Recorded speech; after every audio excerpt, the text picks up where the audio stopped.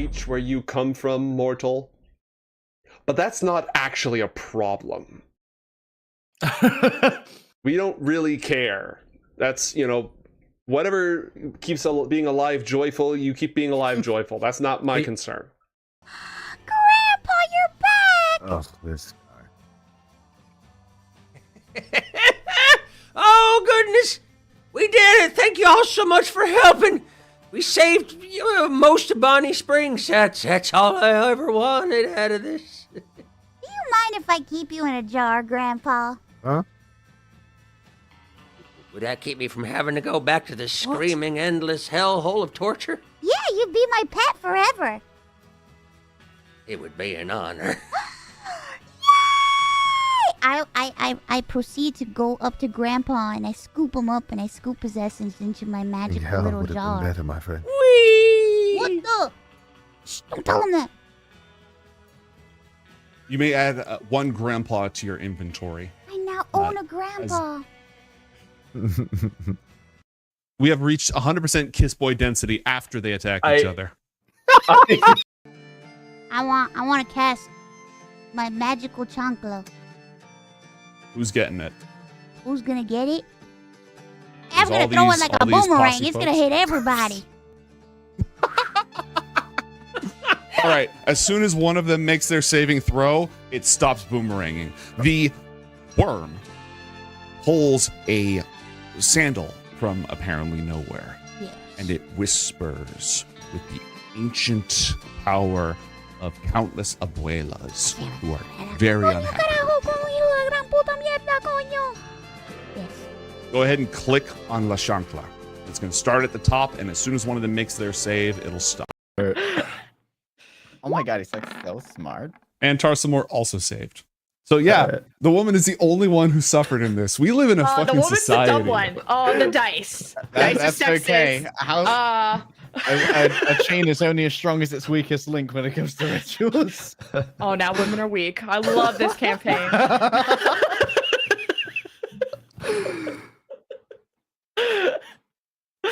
Wait, what do you? Okay.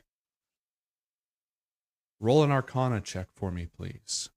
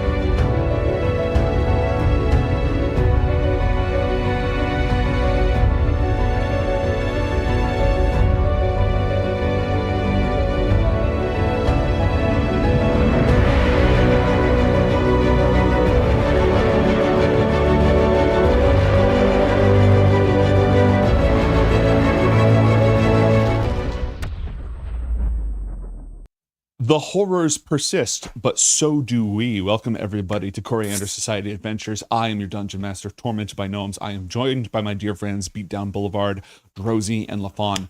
Beatdown, good to have you back. How are things? Things are good. I think I can't sum it up any better than the horrors persist, but so do we. That's good. Yeah.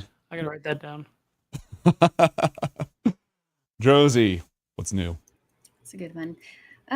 What's new? Spent the morning catching bees. And then Like, is that a metaphor?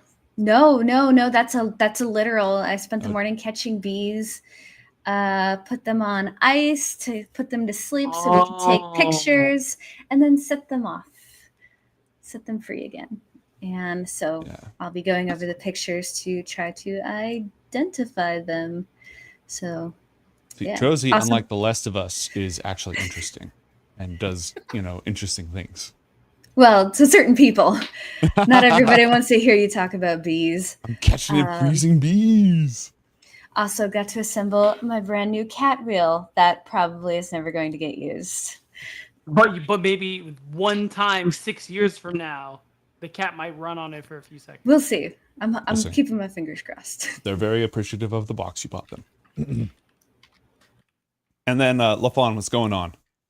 Little known fact: the horror is actually me.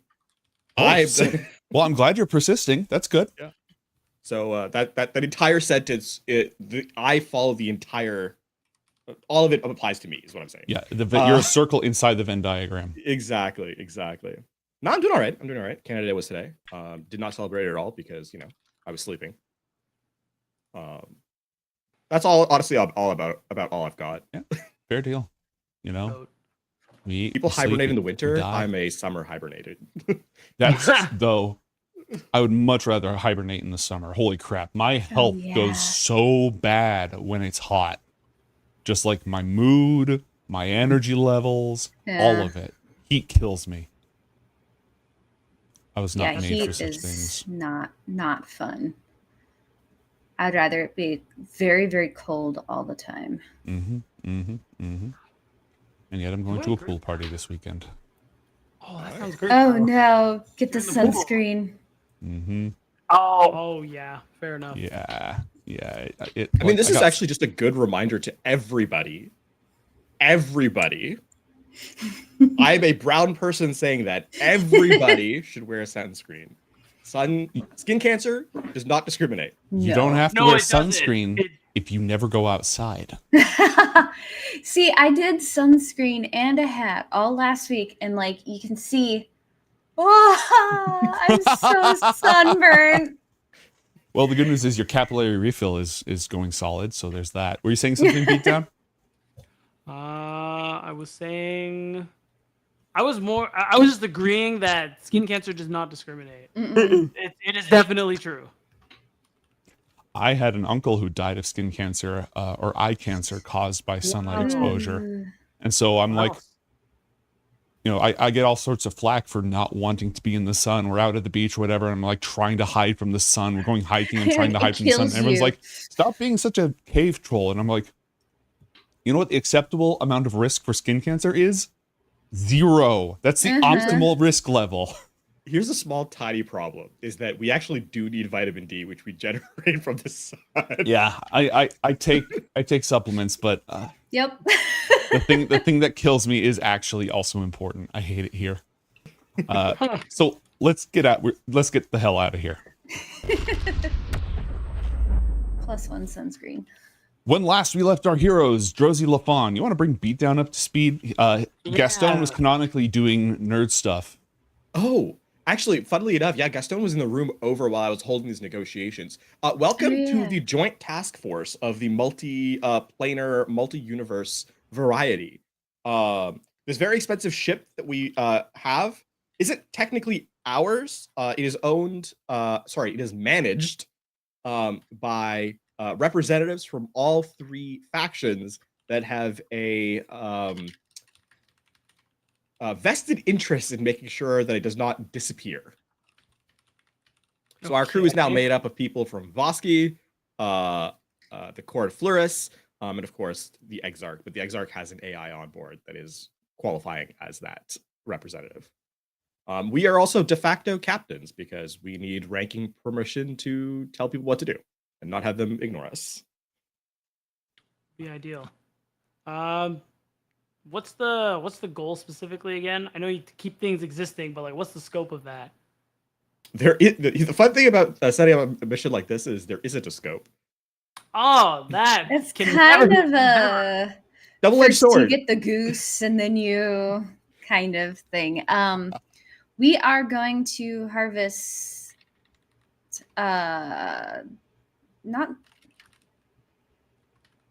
We needed crystals. Mm-hmm.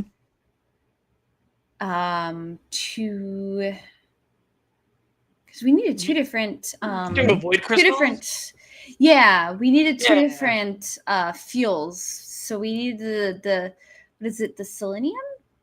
Sorium. You have the Sorium. And now we need to go collect the void crystals so that we can travel very, very quickly to Penumbra so that we can get the there's a weapon that we can use against the. Oh my god, I can't think Mind of flayers? vocabulary right now. Mind flayers, so that we Ah. can get the forge back, and then we go after Vlaakith. Oh, we need to find some souls too. I think I was there for that. So. Also, Wait. just as a quick aside in Souls terms in of bringing you back. general. Yeah. What do you mean souls in general? Is there a new soul thing? Did you guys make another deal? No. That's just it's No, just same deal. Same Oh, deal. and then once we deal with Vlaakith, at some point we have to make it back to Oscus to deal with the machine there. Is that all the plot? I think I'm that's starting to everything. think this campaign might actually be coherent. Listen, all it takes is a is gumption and go getter. But the actual to bring it more localized, we stopped an assassination attempt. Mm-hmm. There might have been like some time things that happened with the chronophage, but that's about it. Okay. Oh yeah, we found out that there was an assassination attempt where they may have figured out how to like use the chronophage to hide people, hide assassins in the city. So there might be somebody tampering with chronophage stuff. Huh. Do you have Yeah. bodies? Are there bodies? We have a prisoner. Oh, living, even better. Yeah. Who They've did they been try to going kill? through his Casimir? brain. What was that? Who did they try to assassinate? Casimir? We don't know, but yeah, Casimir we're pretty and sure Athea, it's right? Casimir. Yeah, his mission was to blow up the hover yacht they were having dinner on. Mm-hmm. Wow. That's rude. It was very rude. Yeah.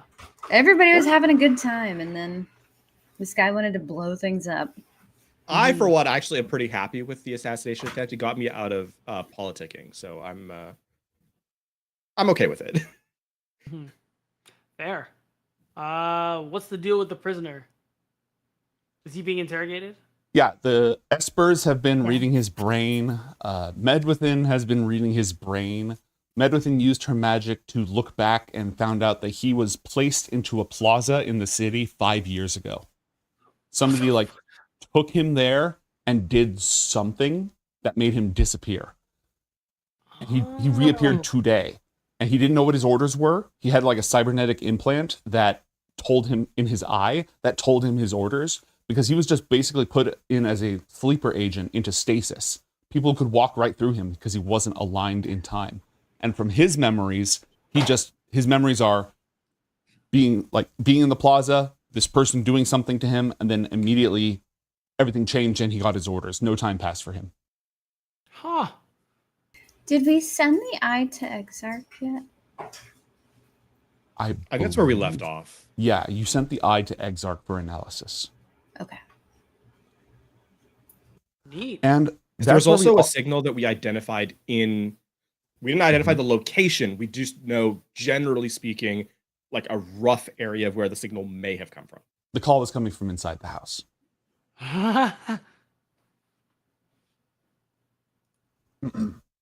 In other news, the vessel is undergoing orbital assembly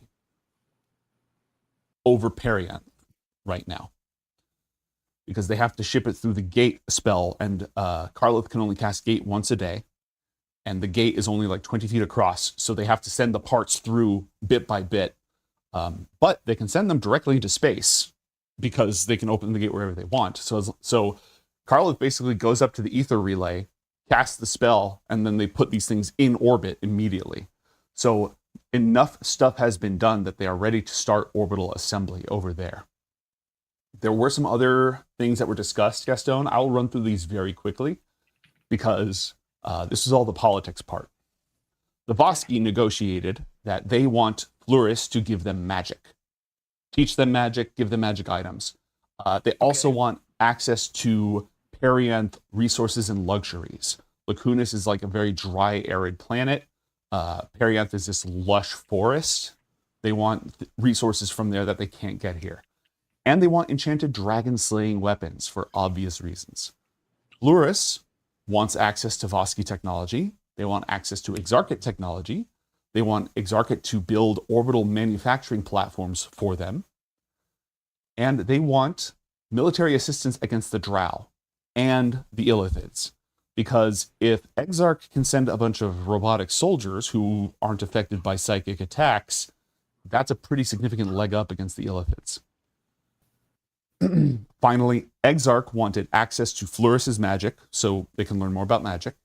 Access not just to Perianth resources, but Pyrespace resources all over the system. And Exarch wants to construct a base in the Chain of Tears, the asteroid field. So this is all the stuff that's been negotiated. As part of this, Exarch is now constructing this orbital assembly platform for Perianth that will first assemble your ship, but then be able to assemble other stuff as well. Cool. Because the assembly is pretty much ready to begin, there's discussion about moving the build team, the project team, to Pyrespace. And after the recent attack, and just for general other reasons, Athea has suggested to Casimir that since she came to visit his homeland, he should come visit hers. Whoa. It would also been recent security issues over there. She would be under the king's protection here with magic and stuff, so it would be a change of scenery that would throw off the assassins. So the whole kit and caboodle is planning to transfer back to Fluoris. Do the lot of you have any business you want to conduct here before you gate over with Carloth's help? The general upgrades from Manda. But aside from that, I believe that's all that we had on the go still here. Okay. At least from my perspective. I don't know about Gaston or Dilleries. No, Gaston, I don't think Dilleries? so. Is there? This is less about business and more about. I mean, I guess they're covered. Going over there, I guess Gaston is just kind of. Now that there's like a clear threat, it feels kind of weird to go somewhere. Even though it seems like changing scenery is ideal. I don't know if it is in this circumstance because, I mean, they set up a guy here 5 years ago and fast forwarded him like this is a Jim Carrey movie. So, like, what's a different plane of existence to abilities like that? Well, initial analysis indicates that the fast forward was whoever did it was an Esper. They had psychic powers. They were able to wield Sorium power. But what they did was almost identical to the Chronophage. The Chronophage froze the system for 10,000 years and then unfroze it. The way that this person froze that person for 5 years and unfroze them is very, very similar.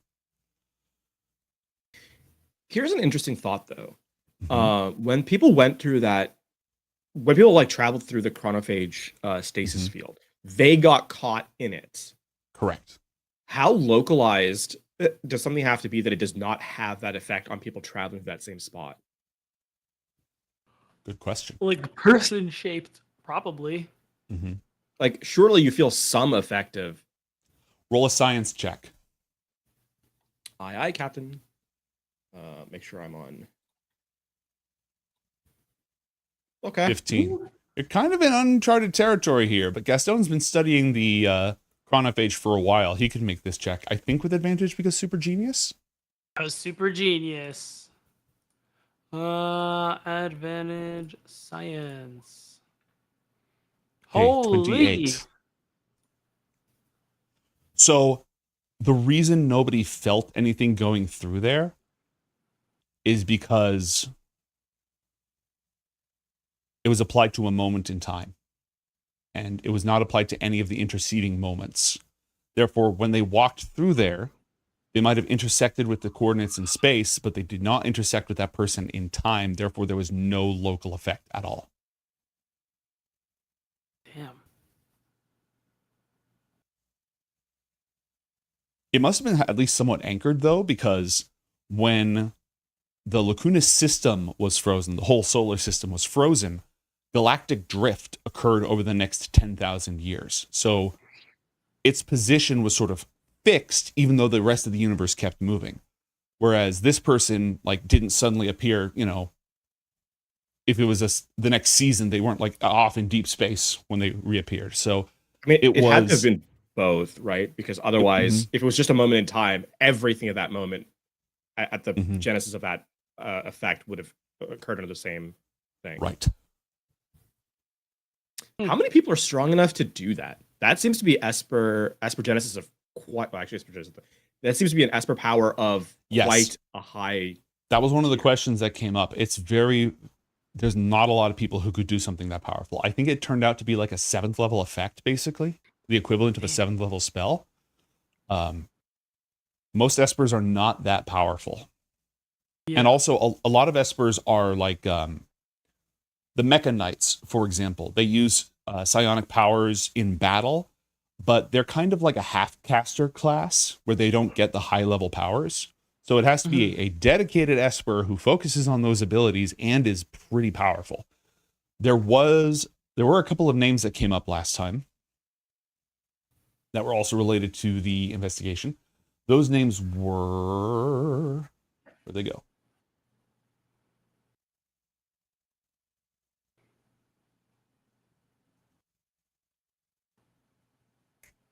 Murokin Vosky and Garina Vosky.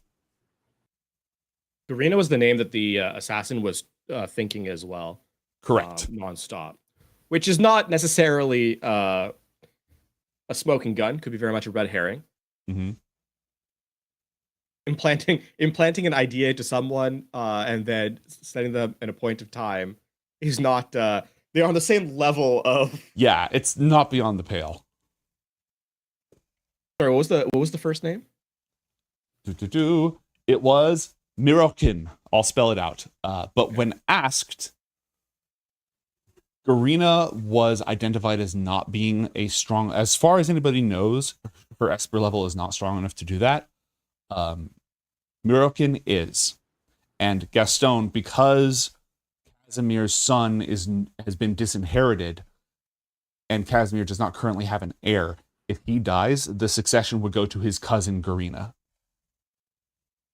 Okay. And Mirokin is Garina's younger brother, if I remember correctly. Okay. How has anyone asked how they knew? Because it's already a very impressive feat to accomplish something like this. But has anyone considered how they had known to anchor someone exactly here 5 years ago in preparation for this day? The thing is, when he was put there, he didn't have any orders. As soon as he came out of stasis, his implant received orders.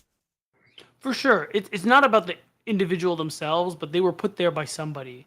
So this is like some weird retroactive foresight, not really foresight at play. From my there's 3 possibilities that come to mind off the top. One, that it's a shotgun approach, right? Scatter a bunch of these localized nodes and have activation triggers in high I guess medium risk or medium flagged locations, such that normally it'd be difficult to get in, but under specific circumstances it becomes impossible to get in. That's the first. Yeah. The second, through some sort of Esper power being able to like scry the future. That's another, or the past, right? Like some a prediction of some kind is a possibility. Or third, blind luck. That one is unlikely. Just because of how well set up this is. That one I think we can dismiss, but I think the first 2 options are the ones that are most likely to be reasonable explanations. To me, the first one is more of a threat than the second, because there is the reason why I say that is because the explanation as to why it failed then becomes twofold.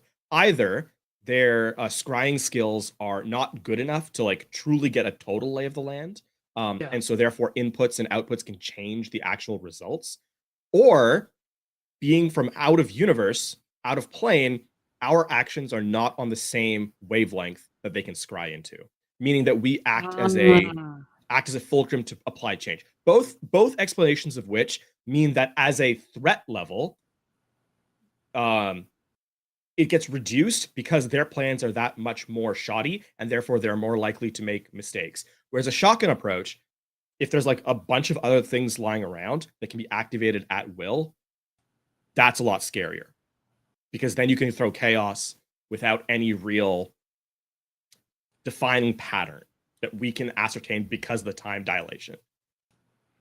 Honestly, I don't think it would be so bad in either situation, because the end of it, if it really is this shotgun approach, and we do, it is just random and chaotic, it feels like it would be equally more difficult for them to be able to actually make any use of that.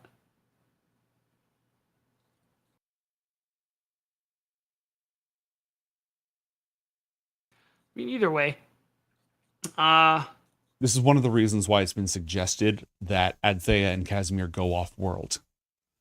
While it is not unreasonable to say that a person who could create such effects could also create interplanar effects, there is no recorded interdimensional or interplanar travel amongst the Voski since before the Voski were a people, right? There was the dimensional portal that they created, but they had no other record of phasing out of this universe.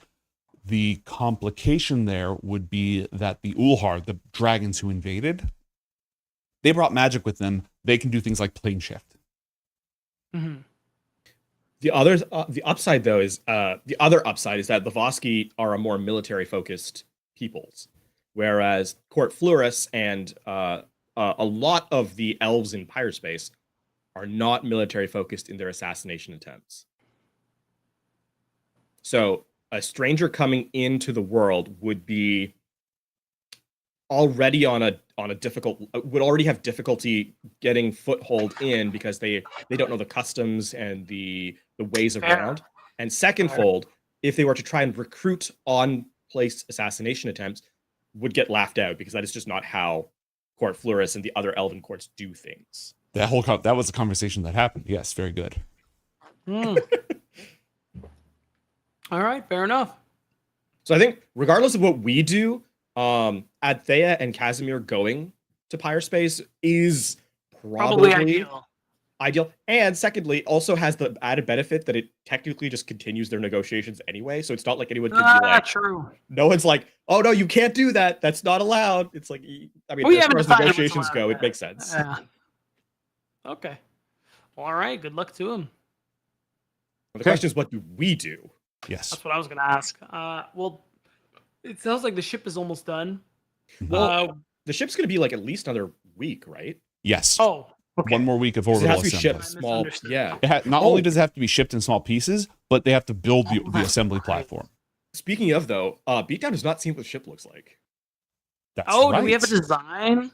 Yes. Fun. And we have a crew. The crew has been pretty much picked out. You can still wait. It's not too late to weigh in, but because of this joint task force, everybody's sort of like sending their people. So the ship is divided into two parts, and I'll see if I can't pull up the art. Where did I put that last time? Vehicles, probably. Yeah, I'll pull up some of the art so you can see what it all looks like. So this is a good side profile of the vessel while it's docked together. Very in its main configuration. Then here's an undershot. The craft carries two vehicles as well as two separate vehicle bays inside of it. So it can carry like a hover car and a ground vehicle. This is an image of the ship landed with the two sections separated. Oh, interesting. And the Smaller section is the command deck. The bridge is actually in there. And the Sorium drive is on that part. Mm-hmm. Dark matter drive is on the larger part. When the ship is connected to each other, they can use both, obviously. But in case of emergency, each half has FTL capabilities, assuming you get the void crystals together. Yes. So, all that being said, each of these areas, if you mouse over the numbers, it'll tell you what it actually is. Oh, cool. Yes. You guys ever play the board game Space Alert? This reminds me of that. No, I haven't. Dude, it's a great board game. It's pretty complicated, but it's so worth it. One of those 4 hours, an hour to learn it. Yes, something like that. That's cool. The science lab is so areas 13 and 15 are the areas that have been designated basically for you and for Yasmin. The science lab is extremely sophisticated. They have really good planetary scanning and holographic displays because Exarch and some of the others intend this not to be used. They intend it to be used for exploration as well. Like not just this one mission. This represents such an investment of resources from all three sides. The amount of magical stuff that Fleuris is pouring in right now is just outrageous. They're all spending huge amounts of money on this. So they have like long-term plans for it to be used. I appreciate that investment, and I feel bad about when this ship will inevitably explode. At least you said it, right? I mean, we were all thinking it. Yeah, 13 is like for research and study. 15 is the workshop manufacturing room. I don't know if I went over all the bells and whistles that it has, but it has some outrageous stuff in it. However, most of the arcane stuff won't work properly until you have the void crystals, because a lot of that stuff derives its power from the dark matter engines. Okay. Any questions on this section? Go ahead. Cryo tanks. Is that for like people? Yeah, you can freeze people. Cool. Put them in there. Specimens, people, whatever. Yeah, sure. I think they can be ejected as emergency escape pods as well, but I'll have to look that up. Yeah. Well, if they could have before, the mad scientists on board absolutely will get. We could make it happen. Very true. Someone remind me, where were we at with Sorium? I know we have Sorium. You have the Sorium. We have it. Amazing. Yes. Well, let's go to space, guys. That's what we're doing. And then this is the command section, or the other half of it. Oh, neat. Much simpler. Sort of 2 decks and then the pylons. The main command bridge is section 8. And then the crew quarters and such are scattered around here, engineering. And here we have the proposed crew. Let's see. I'm going to start sorting people. I think it's 18 slots, if I remember correctly, right? I believe so. And it's, I think, 666 as the breakdown. Six from Vosky, 6 from Court Fleuris, or not from the court, but representing the Court of Fleuris, and 6 neutrals, aka us. Yeah. And the last spot is being reserved for John Carmichael. Cool. And Exarch's only representative is the AI. The shipboard AI. Fair enough. Wow, this is a crazy joint venture. Mm-hmm. Oh my god, my Go Boigness is here. Let's go. He's not here yet, because here's the thing, right? He made his fortune thanks to the ether relay. And now Exarch is building an orbital assembly platform over the same planet. So he, on the one hand, needs to be involved because he doesn't want to risk his position and power and stuff. 2, wants to be involved because holy crap, it's cool. Also lots and lots of money. But on the other hand, traveling to the distant reaches of space on the most important mission ever. Boigness has a lot of feelings about all of this. But he's currently on the other side, helping to manage all that stuff. But he is registered for the crew because of his skills as a gate crasher. All right. You had asked Go. Did you have a question first? No. Yeah. So, Delarice and Yasmin, you had asked Adthea to give her recommendation for somebody else to be on the crew. She recommended a Fae-sworn paladin. Fae-sworn paladins operate as the personal guard for the royal family. They are very, very skilled warriors. They have magic. I mean, they're green oath paladins. And so she recommended take him along. He's a great warrior and multifaceted in other ways, and he'll represent our interests. Yeah, any questions here? Can't think of any. Me neither. This is kind of partially subject changing, but I just realized I asked I said we should go to space, but the ship's not done, so we need to kill some time. You can always just say a week later. That is always an option. But we could also fill up this week with investigating the assassination attempt. Thank you. You read my mind. Like, it's perfect. You know, what if we did some interrogating? Who knows? Would you, now that you've been brought into the loop, would you like to interrogate the would-be assassin? I would at the very least like to watch and see what's what, and then maybe if interrogating, maybe if we feel like it, maybe we do a little torturing. Who knows? They will provide to you all the records and recorded interviews that have occurred so far. Lovely. Which, again, this person, from going through his mind and such, is a quintessential sleeper agent. Deployed with minimal information, receives orders via the cybernetic eye, which has a heads-up display and such. Clearly received combat training, explosives training, special operations training, but has been psychically conditioned. This person has been subjected to psychic conditioning in order to edit their memories and such. In order to obscure the identity of whoever it is that recruited and hired them for this purpose.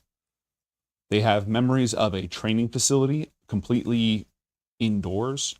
They have faces of people who were involved in that, but no insignia, none of that stuff. They have been trained for a while, probably 5 years before the 5-year pause.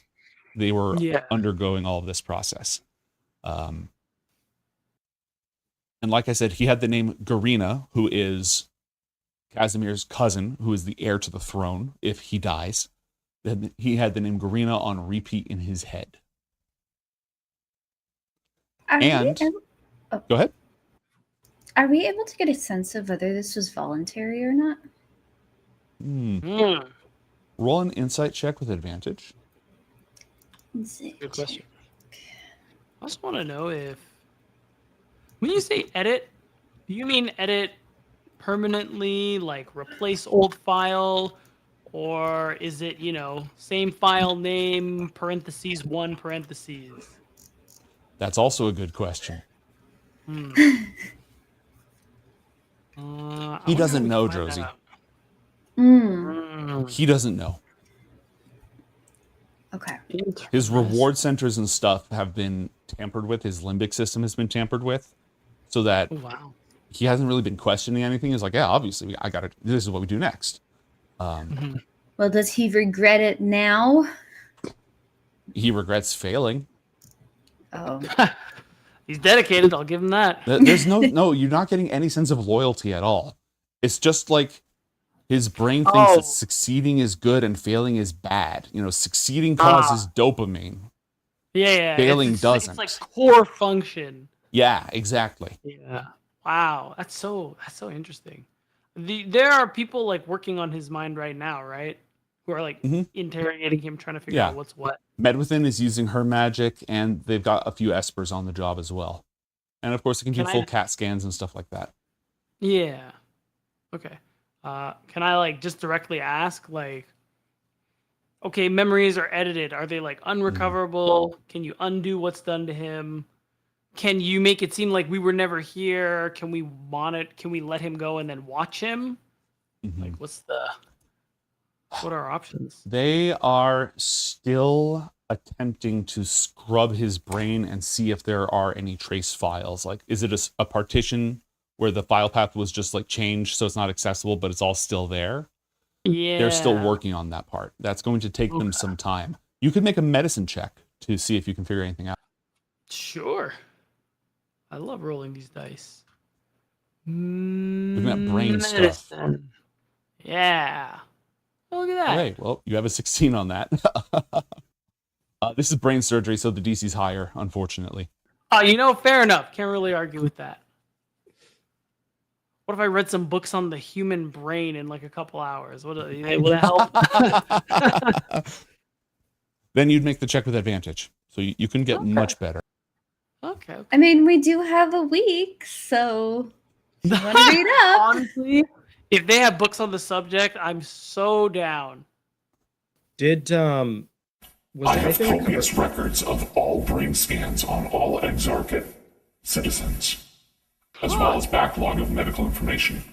Much of this can be made available to you if necessary. Have you ever seen anything like this person? Not organically, no. So you've seen artificial examples aside from this one? Yes. Data is data. You're already using data metaphors to describe what's been done to this person's mind, which obviously means that it can be done more easily in most cases to data. I'm sorry, I should specify. Have you ever seen this to another person? I have not. Well, I'll take the records and medical info. Sending them to you now. Was somebody else saying something? Was there anything on him that seemed sentimental in nature? No. In fact, every single item, you get the impression was inventoried, cataloged, and specifically assigned to him. Okay. Do you have chirurgy? I forget. Chirurgy? I don't know what that word means. It's a mad scientist thing. Oh, no. Mad scientist surgery. No. That's the other subclass. Okay. No, 'cause what I'm thinking is I'm actually going to touch him if I can. And I would like to use Primordial Speaker. Okay. I'm not going to post the whole thing in chat because it is literally a wall of text. But the relevant one is this. Hang on.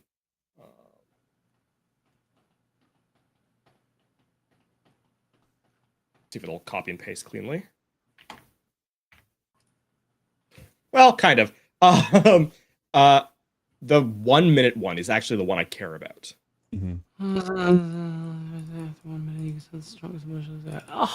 Oh, very curious. Okay. Are you doing this to... He is not an object. He is a creature. Which is one of the reasons why I was like, seeing if there's anything sentimental. But if there isn't anything, something that was implanted in him would act as a the eye. secondary. That'll work. Oh, yeah. That is a thing. Strongest emotion. That's 12 points of damage. Ouch. Yeah. I mean, you'll get it back. You know what's funny is all my like feature stuff does a lot of damage to me, and only middling damage to everything else. You do it to yourself, bedow, and that's what really hurts. Yeah. All right. There you go. The strongest emotion associated with the eye is anxious anticipation. Okay.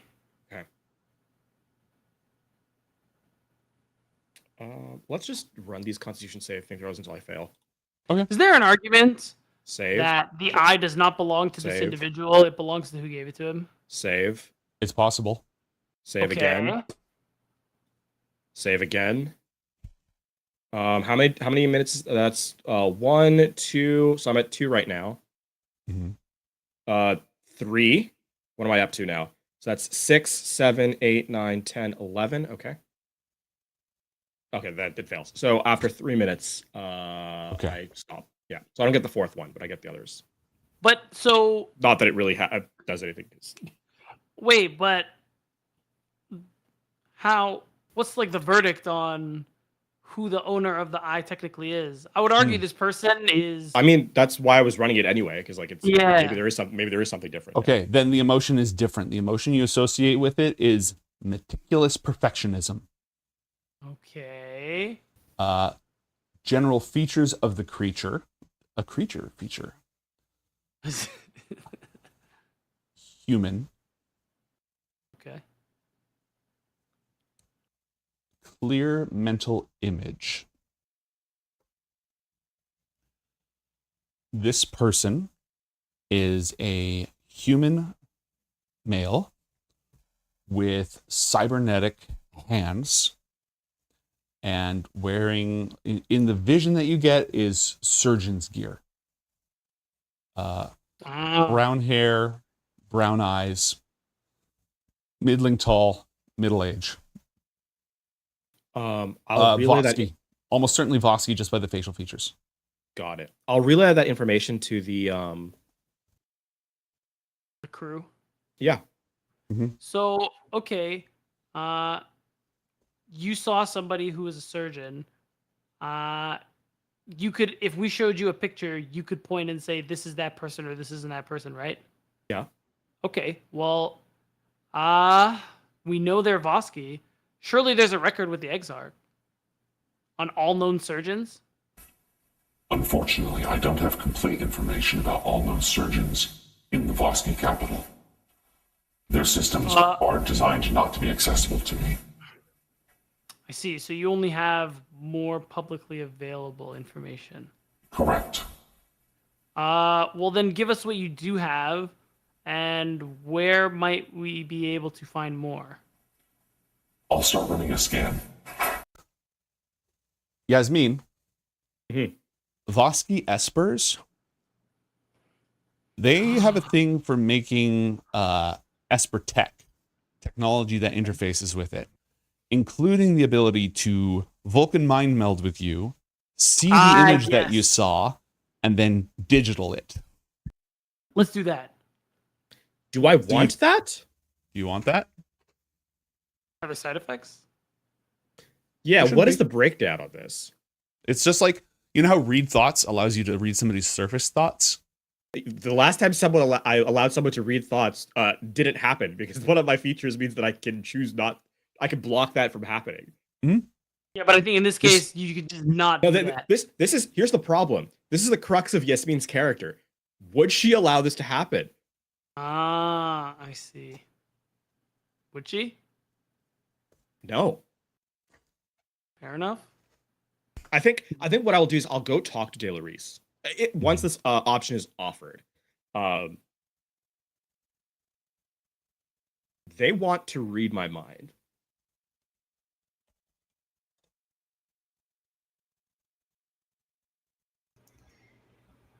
I mean, shouldn't the Vosky capital, shouldn't there be like I imagine they would have like a like sketch artist that you could just describe it to, right? Why would they do that when they have this technique that they use most of the time? Just read your mind. Why would they keep a sketch artist around? Why can you choose to have a physical pat down at the airport when they have scanners? I mean, you don't.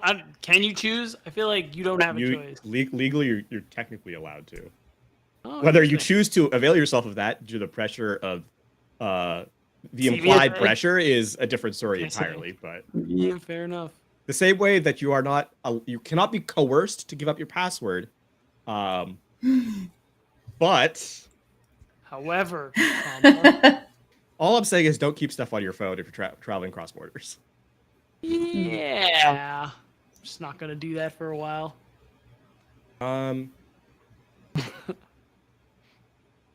I think I'll ask them if they have a way to communicate that information without seeing into my head first. Yeah, is it possible that's probably a good idea for you to teach me how to do this thing? You did. Well, by And I will default, simply you're just do it. By default. ignore me. Actually, Oh, okay. Oh, are you asking like Yasmin if how Yes. to do? I don't think you can. Oh, it was worth a shot. At least my understanding is that this is an evil feat. So I suspect that you cannot. Not without certain other things coming into play. once you start am I gonna down the become dark evil? path, forever will it dominate your destiny. Define dark path. Does that like include murder? Because I've been there. Honestly, what did I have to do that was that evil? What you want? A little murder? You want me to rust somebody up a little? Just pull out the under the trench coat. It's like pictures of my various feats. Oh no! Oh, that is a bad. taking That is a pictures. bad implication. I do not like that. Wait, Oh, feats hey, with an well, A that's or feats with an E? No, Feats with an A. Good Do you keep Lord. trophies? Oh my lord. Hey, listen, you laid out the joke. I couldn't take it. I couldn't not take it. I see you. How important is this information to you, Gaston?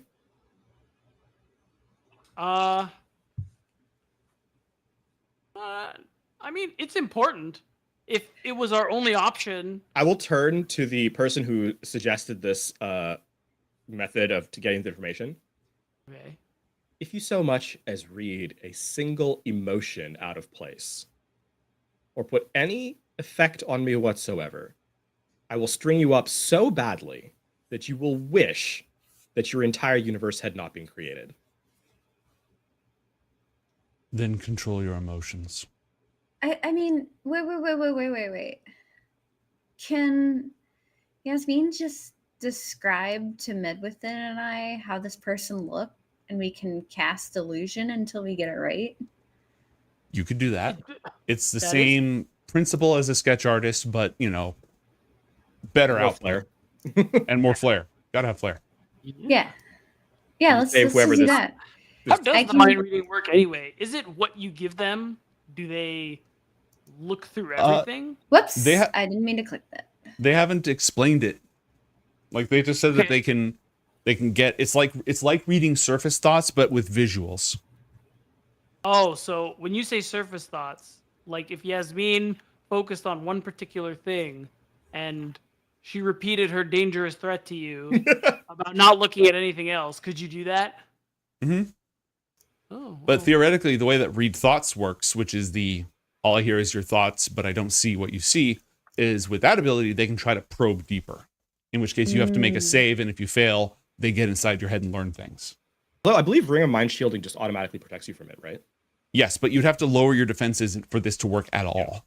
Right. Yes. It's like No, I'm once just you're saying, I'm just in the saying in game, general for read thoughts, yeah. Yes, correct. I mean, I think we can just make perfectly clear that it's not in their best interest to do so, because you would know if it happened. They couldn't secretly take this information.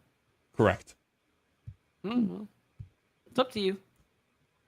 We still Let's have try- the other way. let's- of, I trust Medwithin Dillery's way more. Let's Okay. minor illusion it up. if that doesn't work, then we can always Well, we still have files. We still have breaking into a medical facility to steal information. Wait. Do we have to break in? Can we just ask Casimir for access to records?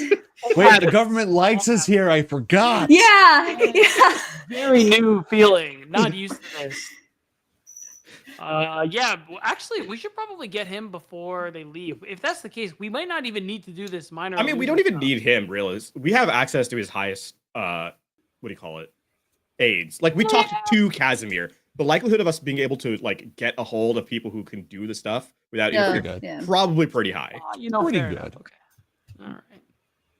Let them go enjoy their wine? Question mark? Wine, Pre dine, honeymoon something fine. courtship. I think that's just called a date, actually. Yeah, I Yeah, think that at would- this that would point be it's the word. still dating. Courting, because they're Courting. Oh yeah, sorry, Okay. you're right. You're right. They are fancy. They are fancy like that. Yeah. Yes, quite. Hmm, maybe. Royalty don't date. The court. The court. I like the idea that we could convince Anthea it's a date because it's an idea she hasn't interacted with before. She's like, I don't know, Casimir. Are we ready to go steady? Go down to the sock hop in the local corner and get some fizzy pop.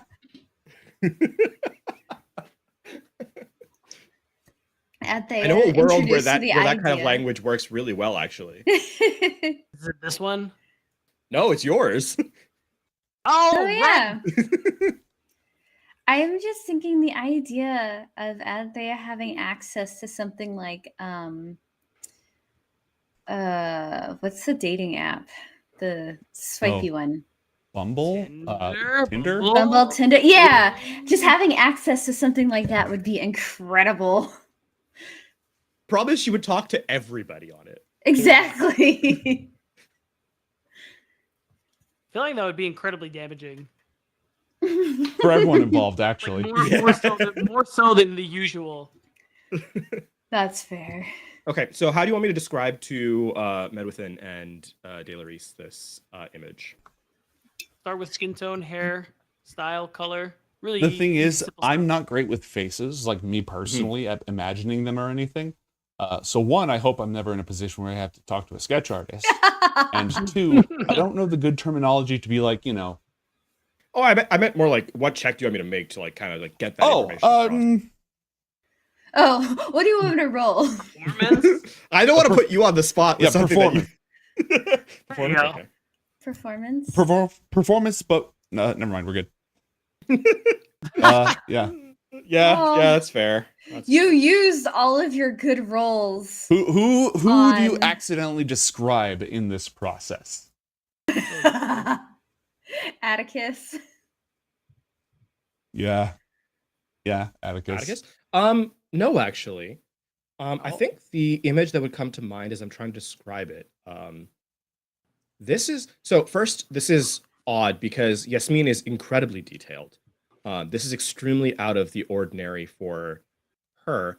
At the panic at having her mind read, she would actually remember what's his name? The Ibis? Not Ibis Fatalibus. No, the guy who was at who was our principal contact amongst the heroes, who was the one who we were negotiating with directly. Oh yeah. The Inquisitor guy? Yeah, the high-ranking Inquisitor guy. Mm-hmm. Trying to remember his name. Tiefling. I'll pull it up. I got it in here. Yeah. The one who realistically is what started all this off the off-world stuff anyway. Is this the guy that you guys kidnapped and killed, or the guy who had the negotiations, like when everything was really tense with the heroes? Yeah, that one. The second one. Okay. Yeah. We Whose didn't name kill I anybody. cannot remember. Did you abduct somebody? It's been a while. Yeah, we did. We abducted, But that was it. but he killed him. No, he sacrificed himself when he spoke.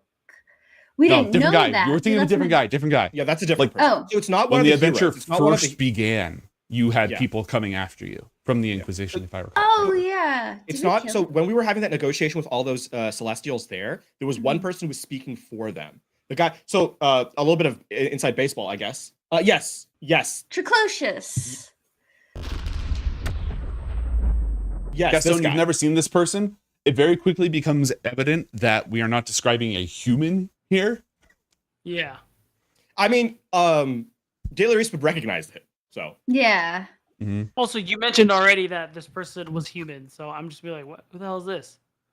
I think with a natural one though, this is the it's kind of off the panic of having this is the person that would come to mind. Okay. And then I think there's like an extreme frustration from this. Fuck.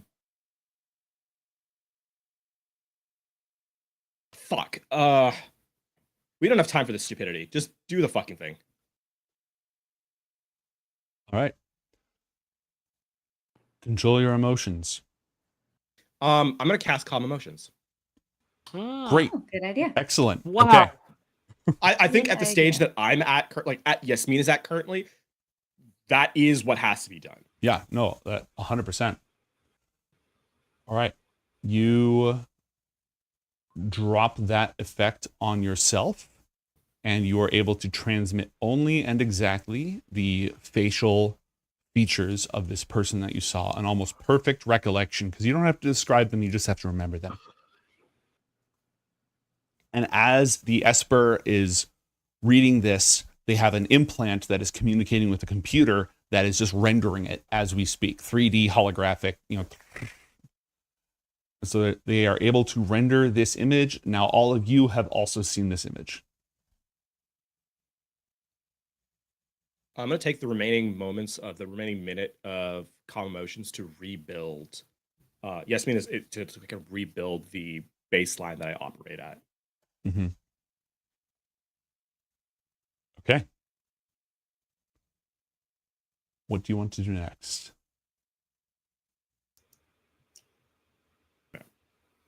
Probably give this description to Exarch.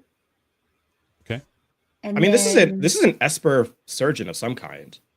Yeah. The Vosky should look through their databases to find. Yeah. Because I do not believe that someone of this level of skill to not have some history somewhere. Yeah. And it feels like the Exarch would not have any insight into the high-ranking. Correct. This feels like eminently Vosky documentation needed. This would definitely be their territory. Yeah. They are also going to give it to this was an assassination attempt on the prince. I think this merits that. So, Beatdown, you remember the Vosky seers? The ones who are like floating in that sorium gas in this big ring, just like constantly predicting the future and analyzing stuff with their powers? Yes. They did not foresee this assassination attempt. Okay. But you also know that the one time they tried to access anything beyond the range of the chronophage's influence, the seer affected died, like aged rapidly and died. Yeah. So the fact that this person, whoever this is, they're tapping into chronophage capabilities, that would bypass the seers. Yeah, in one way or another. So that makes However, sense. now that they have this, they can give that to the seers and see what they can do with it. As a quick aside, on the seers, is the reason that they couldn't push past the chronophage because that their mind was interacting with the time itself? And so, like, they were being rapidly accelerated? That is not entirely clear. Okay. It's a good line of thinking, though. It's definitely a good line of thinking, but it is not entirely clear. I'm not putting any more thought into it. It's an off-the-cuff thought from a scientist, and that's all that's happening. Okay. Sorry, Gaston. Hey, I've been there. Okay, so now we have an image.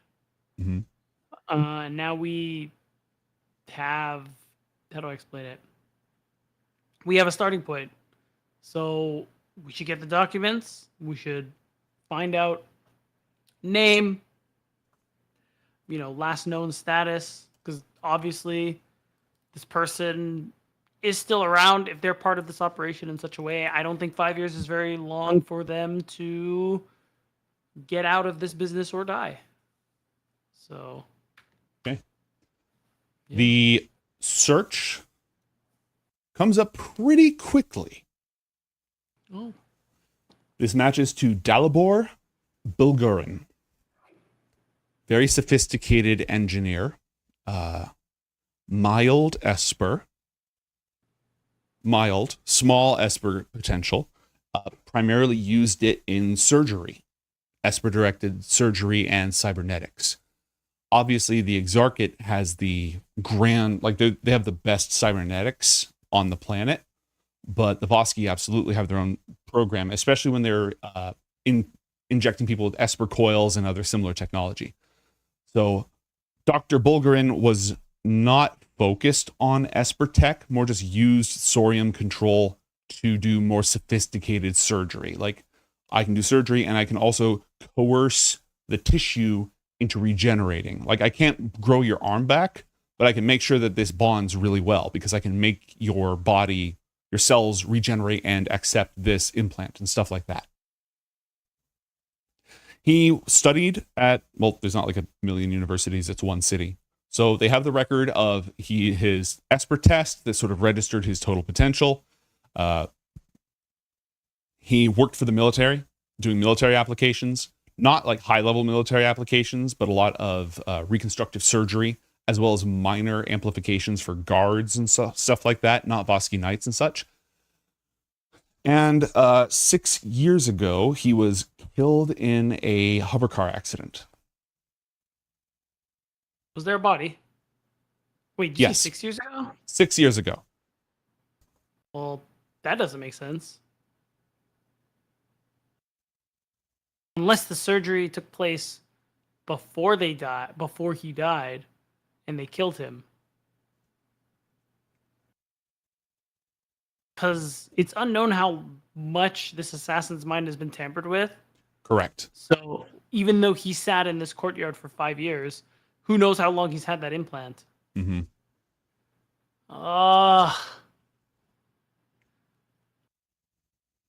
His clinic would have had records, though. Are there any known like associates? Did he have family, friends, anything like that?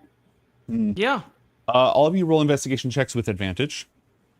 Because You're just you like blip you're out of sync. You're just you like blip you're out of sync. It is now returning. Go ahead and F5 if you are in the stream. F5. And I'm back to sitting 90 degrees. Hello? Perfect. Yeah, I think so. I think we're restored. So you've determined that his education and then later his clinic was funded by foundations and individual contributions from Garina Vosky. Who else has been? Keeps coming back to her. Who else has been? None of this is are there smoking gun. others? What was that? Sorry? Are there others? I think you said, right? Oh, yeah. No, that's what you're asking. I just repeating what, because I didn't quite hear it. So. Oh, I see. Yeah, that is what I'm asking. Like, were there others funded by this foundation or this individual that we can see? You got a 29 on your investigation check. So the connections are tenuous and they've been deliberately obfuscated. But Garina Vosky funded a rehabilitation program for convicted criminals, as well as a skills course for people who applied and their Esper readings were like 0 to help them develop other skills. Huh. A number of these people can no longer be found. Like who? Concerning. I'm not going to come up with 26 names, but 26 people from that pool of like all the different people who have benefited from this went missing in the last 6 to 7 years. Oh, 6 to 7 years ago. Not in the last 6 to 7 years, 6 to 7 years ago. All essentially at the same time, the same year. Mm-hmm. Do they have not forensics? Yeah, I guess forensics / the autopsy from the hovercraft accident? Yes. You can go ahead and pull up the information. You can do a medicine check to analyze it, computers check, science check, a relevant skill. I'll use science. Medicine is a wisdom check, Okay. I believe. So. Yeah. I'm wondering.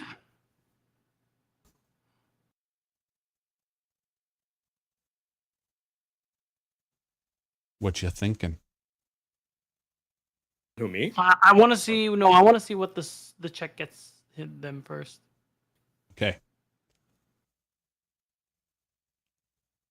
All right. The body was severely burned during the crash, but it was identified by dental records and by a DNA test. However, there are irregularities in the report and how it was filed. It was done very, very swiftly with royal pressure or royal adjacent pressure to have the thing hushed up. Do we have information on who performed the autopsy and filed the information? Yes. That is a Dr. Panya Dokichuk.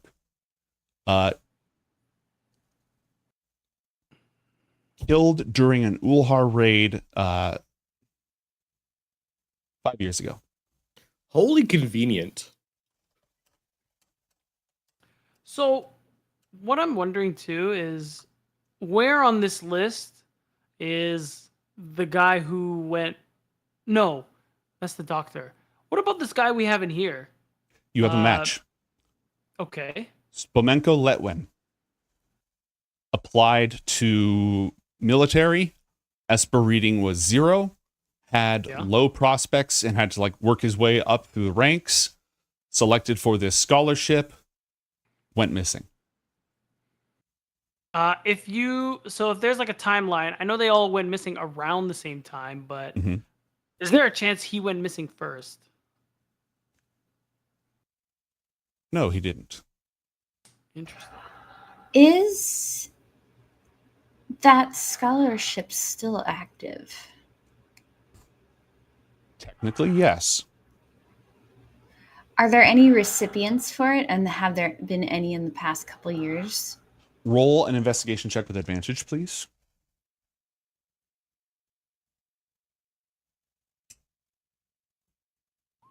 Natural 20.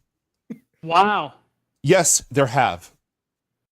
And it is the most deliberate smokescreen pattern. It is incredibly obvious that after they picked out their candidates, they've been continuing to give out scholarships, but they like slowly changed who they gave them out to and made it very sort of too random, if that makes sense.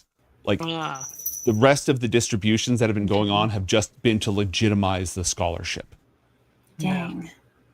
So we have a window. We have a window of time where this happens. We do and we don't, because it's 5 years now. We have a cutoff essentially. Because what that comes to mind is one thing specifically, is that once the project was in place, the scholarship requirements were no longer necessary. That's when it started randomizing. So we know that they haven't, through this pathway anyway, either someone was catching on and they need to get rid of the evidence from this particular pathway to open up different ones, or they felt they had enough personnel and didn't need to recruit any further. Do we know who runs the scholarship program, like the administration side, and who's making these decisions? Yeah, there's a board. Some of them are selected from, it's like a scholarship board that does it. Garina Vosky and her holdings are primarily what funds it. But a bunch of different people have sat on the board over the years. None of the people who sat on the board completely changed in the last 5 years. Oh, what a coincidence. Have any of the people who were on the board prior vanished? No. Yeah. They're just not on the board. Oh, they just like stepped down and took different assignments, did some other things. Are we able to track down some of those people? Yeah, you'd be able to do that. Wait, I want to bring it back really quick to I don't remember the name, but the guy who's currently being interrogated by the Espers. We found a match. He went missing, specifically, not found dead, right? Correct. Okay, so then I guess we narrowed the search to people specifically missing, not dead. Because I guess the scientist route is probably not going to take us anywhere if they presumably just kill them after every procedure. You have a list of 26 names of people who specifically went missing. They went missing between 6 and 7 years ago. Dr. Bulgarin died in again, the autopsy report looks very rushed and could easily have been sort of forced. He died 6 years ago. Last thing on the hovercraft thing before we pivot to finding them for the missing people. How did the hovercraft crash? The hovercraft. It's very heavily sealed. It turns out the identity of the other driver has been redacted. Do we happen to know who the first responders were for that? You can probably get their names in the file. That's good. We may also want to search like people who may have gone missing that week in case a body was swapped out. Or the coroner who did the autopsy. They're dead. Oh, they also died. Yeah. We don't know how suspicious that death was because we don't have evidence, but with how many links there are, it's a little hard not to be I was suspicious. gonna You know? say, I'm officially suspicious. So the surgeon, how common is it for people to be driven places? Fairly common. Hover car is a very, very normal form of transportation. And I assume accident rates are fairly low? Yes. Okay. Except when they're not. So likely a professional driver, car accident, shoddy report, redacted name. I mean, all of this put together means that this person likely didn't die. The driver and the car didn't die in an accident. Yes.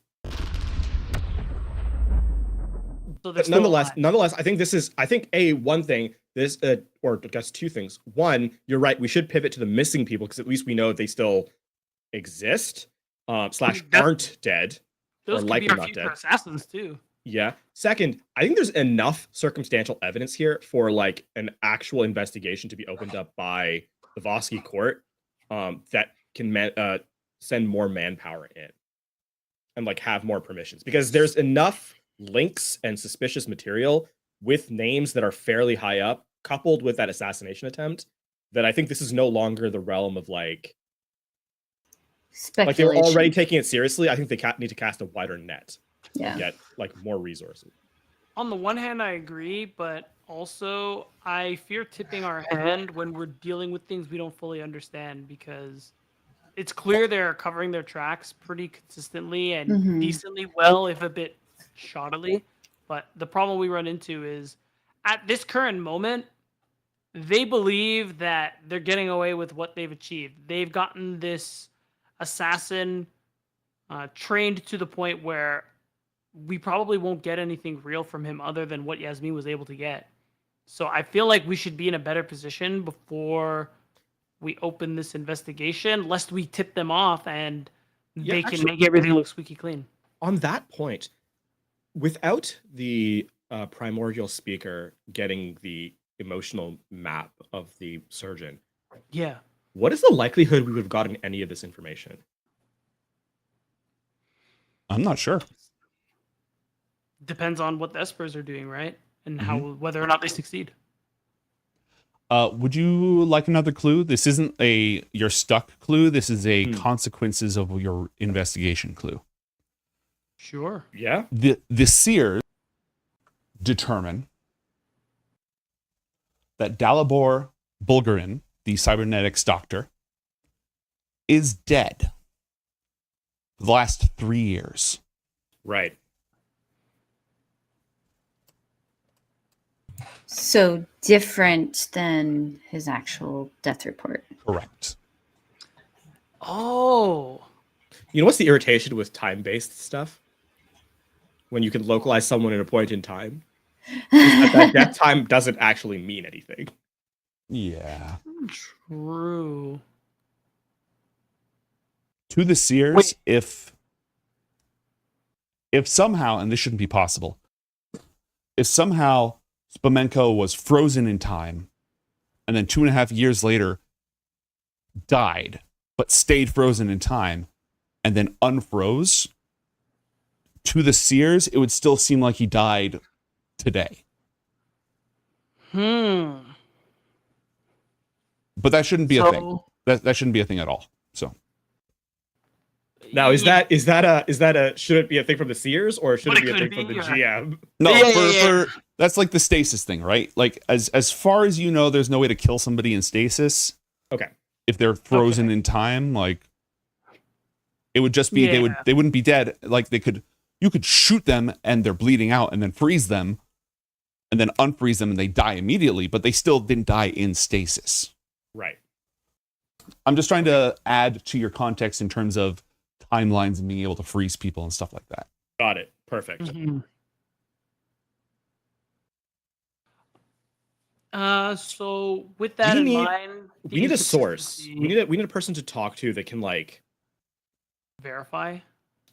I think unravel the thread, because right now we have 3 intertwining timelines, right? We need to pick apart at this timeline to identify. Realistically, we don't care about any of the missing people, right?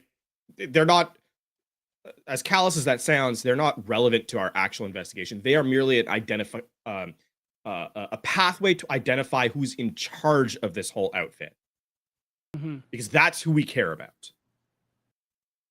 So I think what we need to do is identify a line of inquiry that gets us a person that can lead us more close, or not necessarily a person, but a piece of information that leads us to who's actually in charge. Right now, we are being heavily directed towards Garina. Like everywhere we turn, Garina's name shows up. But with how like intricate a play this is, to me that feels shoddy. And if something feels shoddy in an intricate plan like this, it's probably intentional.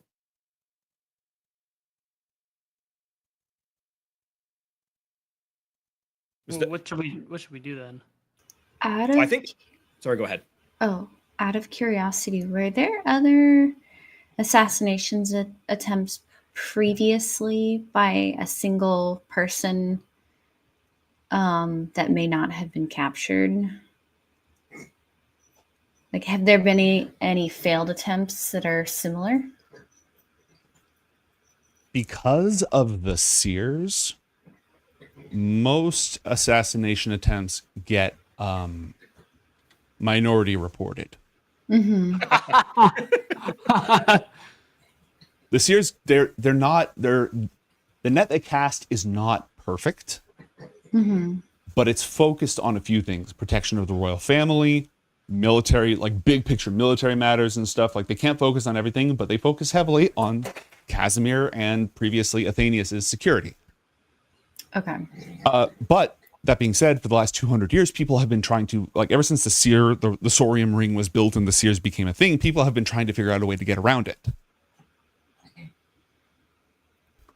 There's been different things that people have tried. Some have had like some success. Mind blanking usually works fairly well because then the intention of the person can't be read, but the potential consequences of their actions can still be seen in the fractal stream. So in answer to your question, any assassins that have escaped have not been this MO. Okay. Like the Sears they weren't a total null.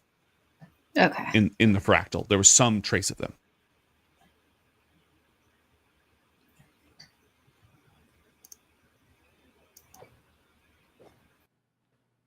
Would you like to speed run a conversation with Stanika Mikhalkova, one of the provosts of the... Go ahead and give me persuasion and insight checks. Or, you know, if you want to be intimidating, you can do that as well. 21.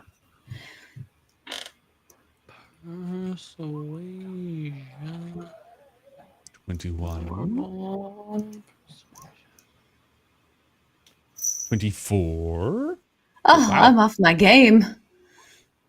Highest mod, lowest roll. That's crazy. Yep. And you said insight?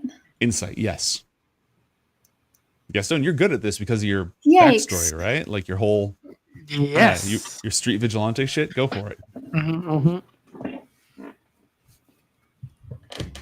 Insight. Insight as well? Oh, okay. Yes. Sorry, I thought you meant one or the All good. other. All good. Ah! Incredible. I manifested it. I spoke it into existence. Thank you. You're welcome.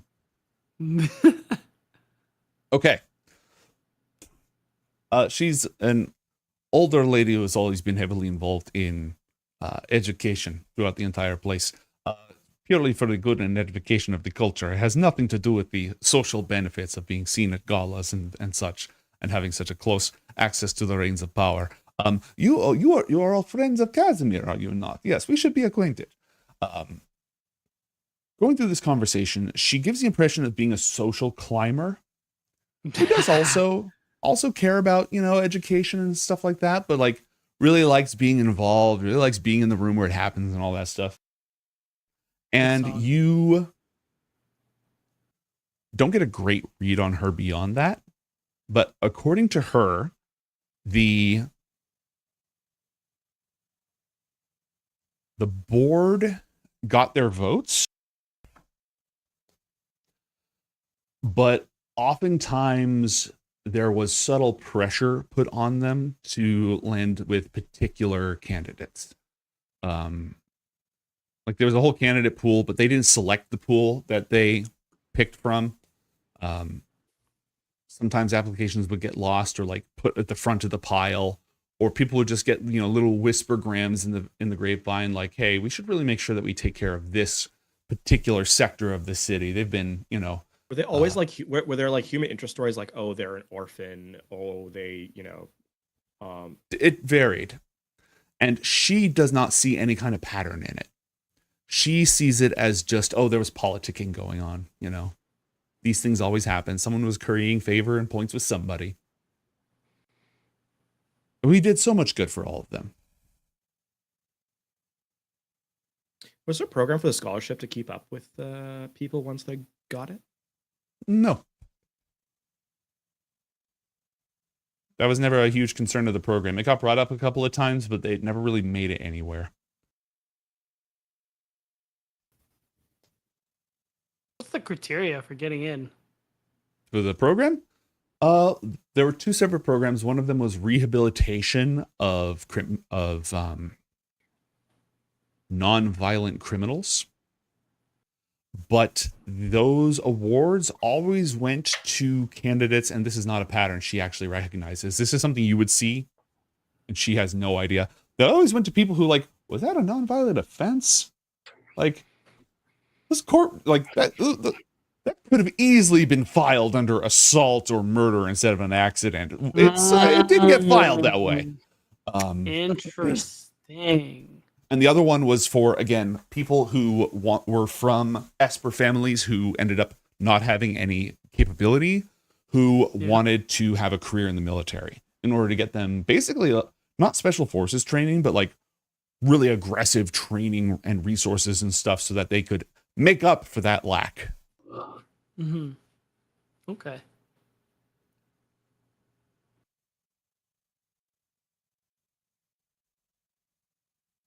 She talked a lot. Go ahead. Did she meet any of the candidates personally? No. The board changed a couple of years ago suddenly. Do you know why? It just wasn't nearly as popular at that point. I've had many better things to be doing with my time. We'd already done so much good. And I think everybody else had opportunities around that time or just grew bored of the whole thing. There were some funding changes too, as well. The entire financial structure of it changed, so we had less say in it, and it was less interesting to us. Changed how? And that was the reason? Yeah, they focused on different things after that. But she also mentions that like everybody on the board either had was sick of it and finally got to leave, or got like a better offer to sit on a cooler committee, so they went to go do that. They had family matters. It was kind of one of those things where somebody takes over and then they get rid of all the old people, except they don't actually get rid of all the old people. They just kind of like stop playing nice, stop giving them treats and attention and stuff, so they all leave. They stop getting what they want out of it and they all leave. But there was no actual no actual change in ownership. It was just a change in the funding structure. Gotcha. Like they didn't have galas anymore, and they didn't get their names on things anymore, and just a variety of things. Like they took the luster out of it. Did anything significant happen around that time? Let's see, this would have been 4 years ago.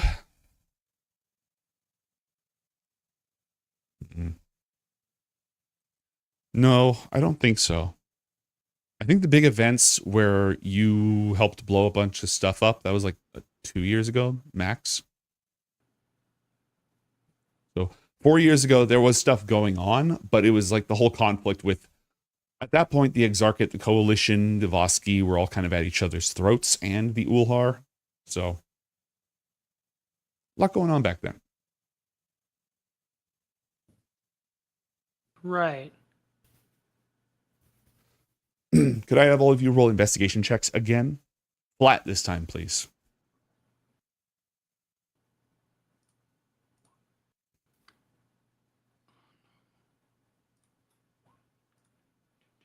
Okay. Through deductive analysis, looking at all the evidence, and following the signs, you've determined that we will be back after a short break. Don't go anywhere, folks. More Coriander Society when we return.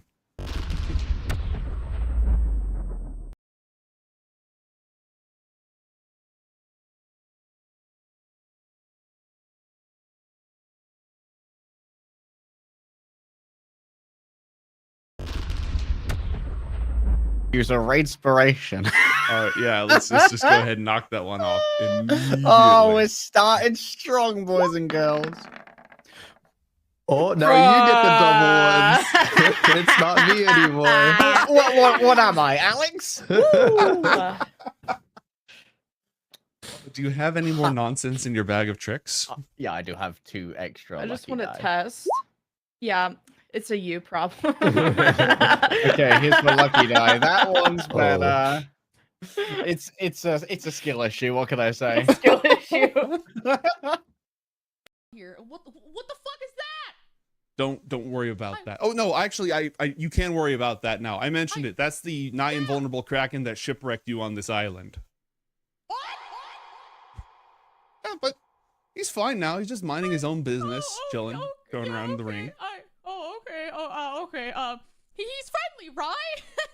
I'll get back to you on that one, Haruka. Wait! Don't switch my apologies, sir. What's your name? I go by Haruka. We by are the the way. Bufomorphs. I am Bufo, and these are the morphs. Hello, Buffo, and hello, Morphs. We are here to commune with our sacred idol. It gives us great insight into the spiritual oneness of all things. I won't say it. What's your secret idol? It's sacred. I won't fucking say it. It's right. What is the toaster going on I'm gonna about say now? it. I'm gonna cover Zen's mouth. Don't listen to her. I'm gonna fucking say it. I'm covering Zen's mouth. I'm covering. Boofa D's nuts. Roll for initiative. The last thing you hear as you make your way over is Milo yelling at the piano player in the corner. Asarak, I swear to God, if you play Megalovania one more time, I'm gonna shove your phylactery so far up Tiamat's cooch, they're gonna call it the womb of horrors. And then the door closes behind you. Make a DC 21 dex save. Cool. Ooh, Roll 12d10. Yo. Sheesh. Ah, cool. Yeah, that's me after eating a mild curry. I know, it's coming out of his butt. That's true. Wait. Flip it around. Flip me around. Flip me around. There we go. Flip, there we go. 67 points of damage. All right. I had one thing left to do, and now she's getting frustrated because this motherfucker not listening. So, as like maybe blood is coming out of her nose or something from Only a little. necrotic damage, we'll just kind of start laughing, and we'll place the open book on her face like a mask and say, "You will be alone just like me," in the exact word that Seosh said in that one time. Leaving you with a nice little cliffhanger.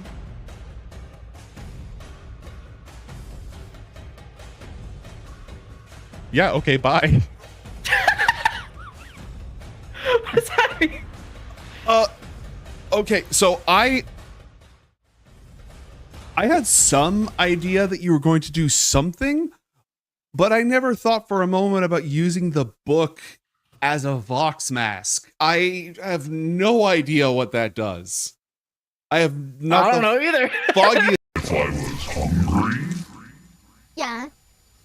and I kind of feel like I am hungry.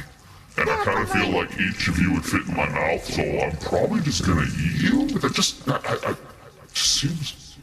I mean, no. I mean, like, what else do you want to eat besides me? That's it. I'm gonna blast him. Oh, for fuck's sake! And I'm gonna start with Miss Doubtfire over here. Roll for initiative, please. Son of a bitch! There is no way I can. Weakened by the extra-dimensional force of the Akashic Field, this final attack strikes the Kraken, and it slumps, reeling in its defeat, slowly dissolving from this reality, banished back to the phantom realms from which it once came. Yay! I'm gonna give a huge Good thumbs stuff. up to the kaiju. Good job! Oh, I'm glad you're cheering on your pet, Haruka. No! As it- I don't give a shit about him. Well, As now the you Kraken did. disapparates, Damn. the kaiju looks over at you, and in a deep rumbling voice, as it too begins to fade from this reality in this current form. I'm gonna wave at him. Be good. He tells us to be good. Oh, Bye, You kaiju. thank you for fighting with us. Be good. He tells us to be good. Oh, Bye, kaiju. thank you for fighting with us. Big turtle, man. Waves the.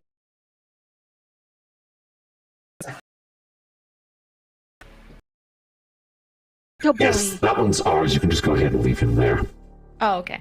Drops him. Also, disclaimer, chat. Also, not dead. So, do I see both Crystal Pirate and Artificer? Yes, and 4 ninjas. Which one of you two is more important? Or who's the boss? Hey, who's the biggest bully at school? Which one of you is it? Crystal Pirate like Walk right up floats. into my He's, secret base. he's standing on punch this my like little biggest- crystal thing, and he's just floating there, looking at you with all these colorful crystals floating around him.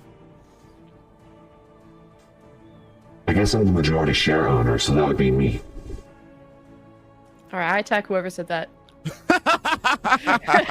Who said that? You're underneath, you know, wrench,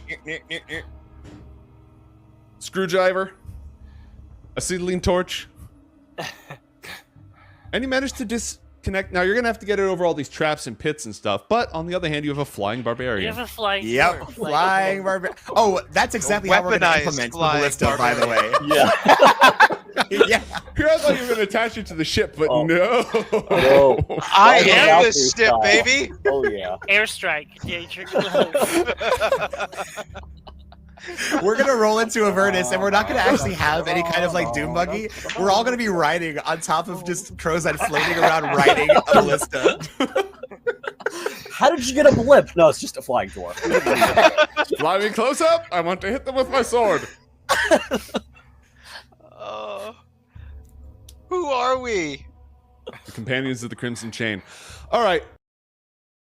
Then tell me everything you believe may have occurred. You ever heard of the ass snake? I don't know.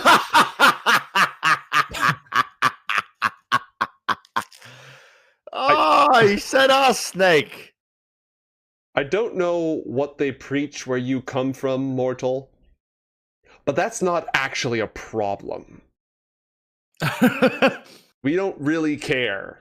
That's, you know, whatever keeps being alive joyful, you keep being alive joyful. That's not my concern.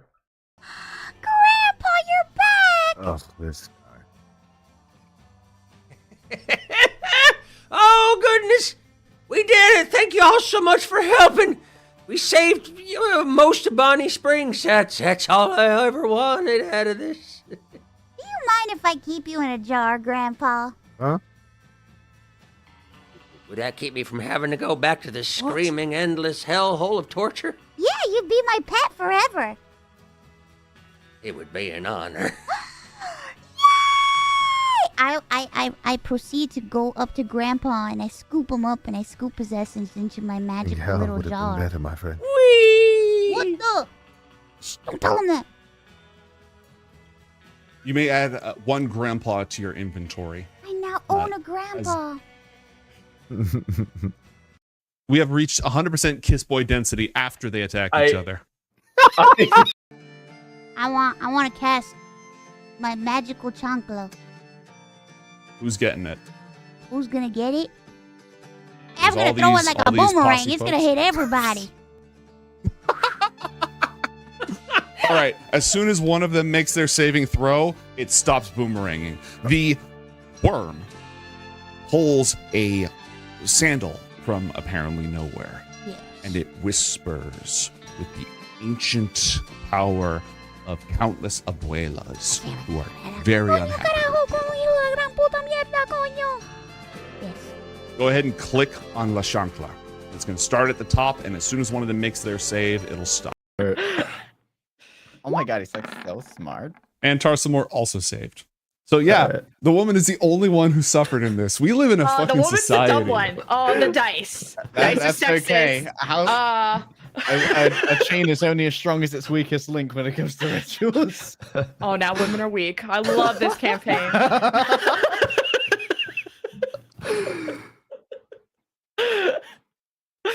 Wait, what do you? Okay. Roll an Arcana check for me, please. Welcome back to Coriander Society Adventures, everyone. Your Dungeon Master, Tormented by Gnomes, joined once again by Beatdown Boulevard, Drosy, and LaFawn. Our heroes are attempting to uncover the sinister mastermind or masterminds behind a time-diluted temporal assassin plot. And the plot has thickened. The corkboard is out and the red string is everywhere. We were playing the most souped-up version of Clue of all time. All right, so I made you roll those investigation checks. A lot of the reason why anybody was on this board was to curry favor / get social access to Garina Vosky. And the real thing that changed is that she changed what she was paying attention to. And so when the attention went away, the sycophants went away or followed. What did her attention shift to?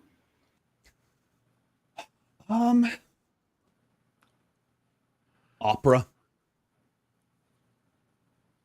Funding the arts.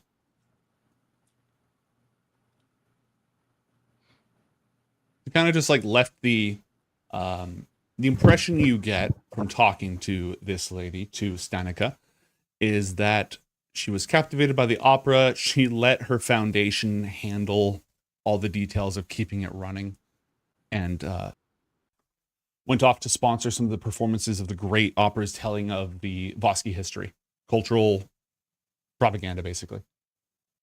We're something of an opera enthusiast ourselves. What was that? I'm sorry, I just wanted the opportunity to make the "we have something of an opera enthusiast ourselves" joke. Also, someone who is telling the people's history. Oh my goodness! Wouldn't get a know lot of anybody like famous- that. Propaganda mouthpiece? Couldn't be me.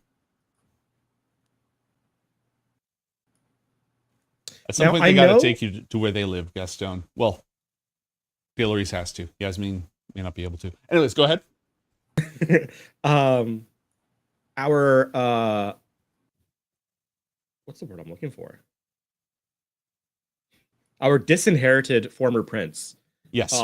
Said he was going to check on his aunt, correctly, if I remember correctly.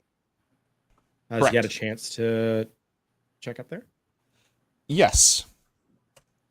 Let me roll some skill checks for him, actually.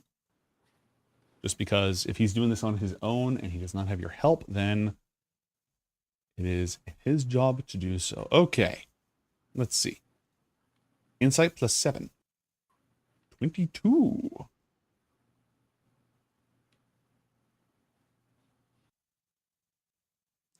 Okay. He has met with his aunt and is available to discuss it with you. Either he still has permission to be in the city, which is a little weird for him, but he can also talk about it remote. Did you find anything yet? Layers and layers of convoluted covering up of schemes and disappeared and murdered people. Just a general fog, a well-intentioned and a well-crafted fog, but one hanging over all of it nonetheless. For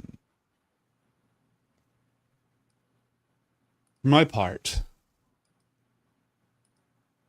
my aunt is particularly excited about the prospect of a royal wedding. And very taken with what she's seen of the elves.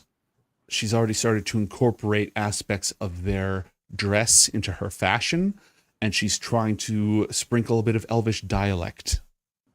Poorly.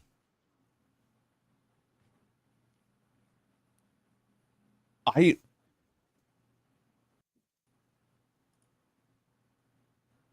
didn't get any hostility.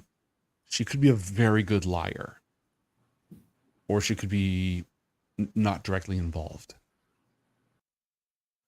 And all that depends on how the Zone of Truth spell works. Hang on a sec.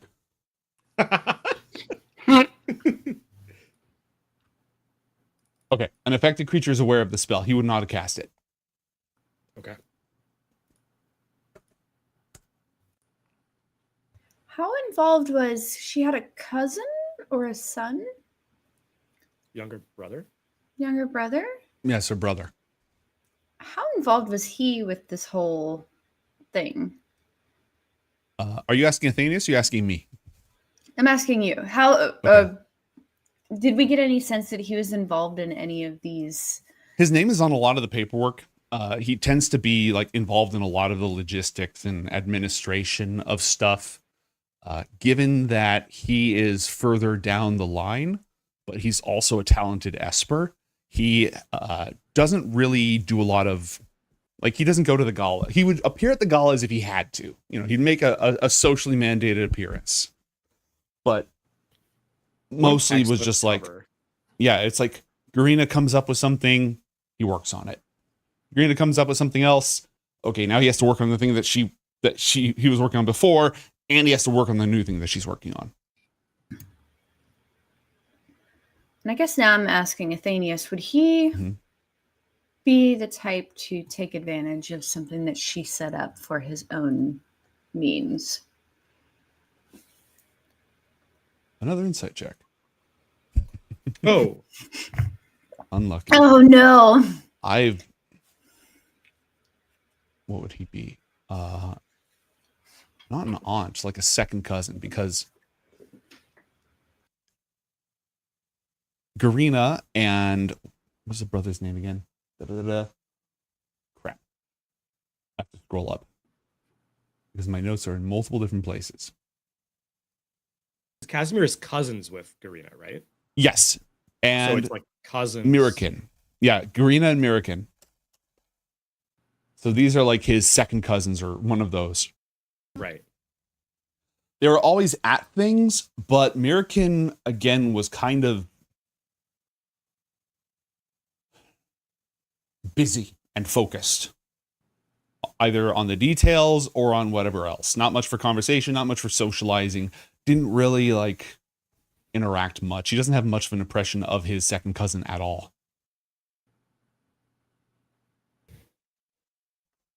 Natural one, baby.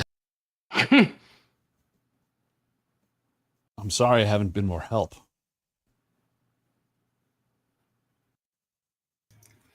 No, I think that may help. We may need more help in the future as we try to navigate this very different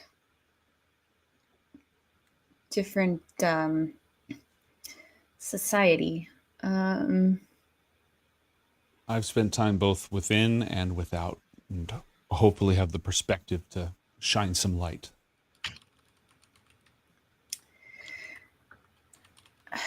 Remind me, so Casimir and Garina's relationship is not like, is it a good one? Is it a warm one? I can't remember. It's been fairly warm.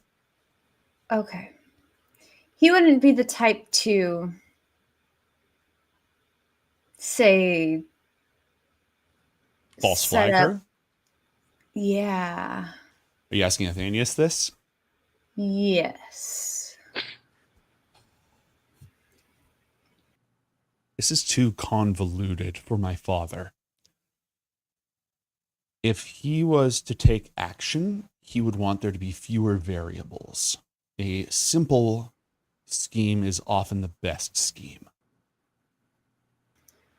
Do you know of anybody who would have the means and the thinking to set up something this complex? A few years ago, I would have said the Vignar, but they no longer exist, not on the scale at least. And the Ulhar have magic and a great deal of cunning, but they've never infiltrated us to this degree that I can think of. They've tried. The seers have foreseen it each time. I'll give our boy an intelligence check here. Oh, He's you poor, beautiful, dumb man. he's been slaying dragons in the wilderness for the last 5 years, so don't know what to tell you. You said the Vignar would have been your first guess. How long ago were the Vignar active? Within living memory, 2 years ago, 3 years ago. John, go ahead. Our timeline is between 6 and 3 years ago. But with an action, so even though the action came in now, No, yeah, could it just be the a problem is it could be holdover? someone just overtaking. Somebody usurping their plan. That's possible. But the Vignar usually relied on shadow, magic, and shadow technology. I don't know them to have ever co-opted any espers. They were assassins, agents of terror first and foremost. The reason that I mentioned the Ulhar and the Vignar is because they both had very sophisticated tech mages for the technology aspect of this.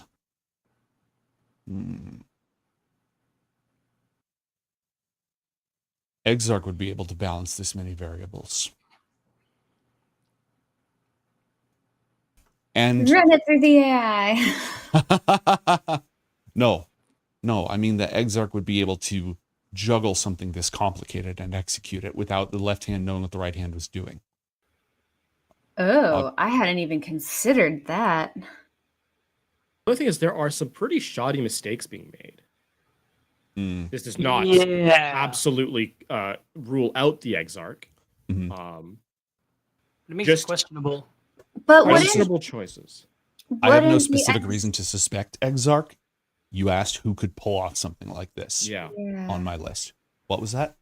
I mean, if Exarch was to pull off something like this, I believe he would be intelligent enough to kind of put in some of those clumsy mistakes to kind of throw others off. But like, you could also, is he not intelligent enough to do it so well that we could never catch on? I feel like then we would probably assume it was him. But we would never know. What would Exarch never catch on? The actual question before we get into could he have done it? Because yes, he could have. What does Exarch benefit of it? True. That's the ultimate question. What are the benefits that come out from this going through? Yes, what would the effects? What are the effects of failure and what are the effects of success? The effects of success would be the death of my father, the death of a princess from another dimension. He doesn't say this, I'll say this, that's a sentence. The potential for conflict between Fluris and Voski, and the potential succession of my second cousin Garina. Now the cons for succeeding is that with the Voski in uproar, the likelihood of this plan of having an orbital station in an entirely different universe falls apart. Yes. Which would not benefit Exarch.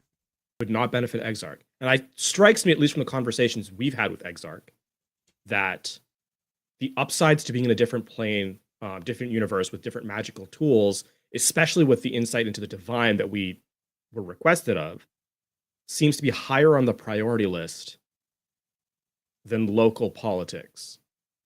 and I use the word politics here with a capital P, not like a dismissive yes. one.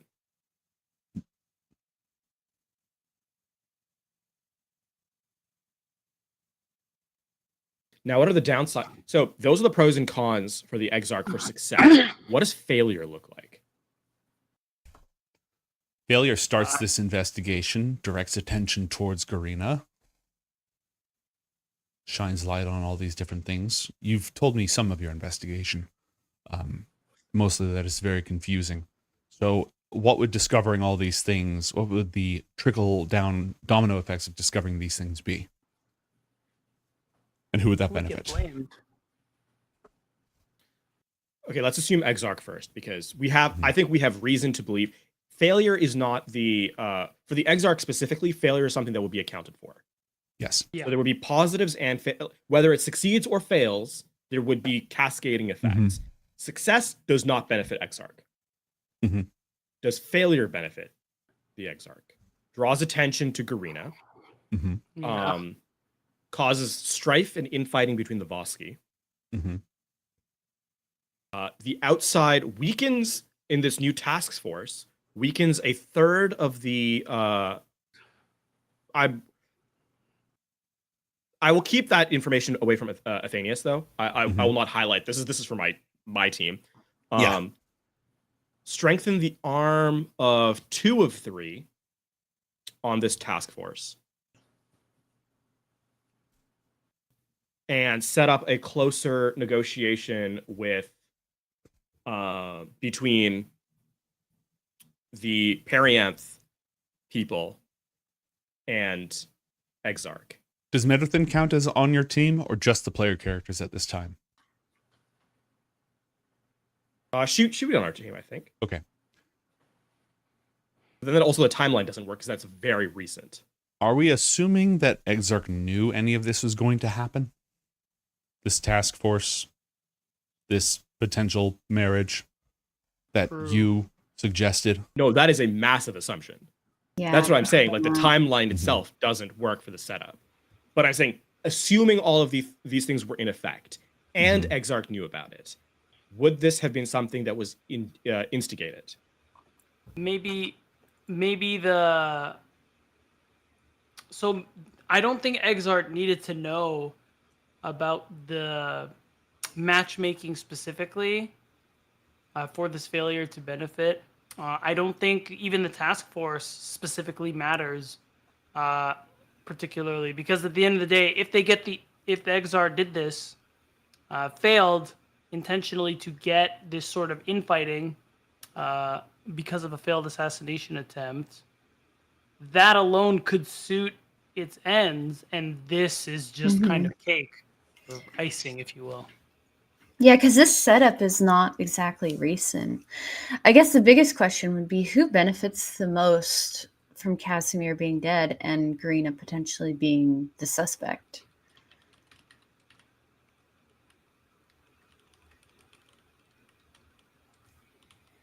I mean, her younger brother.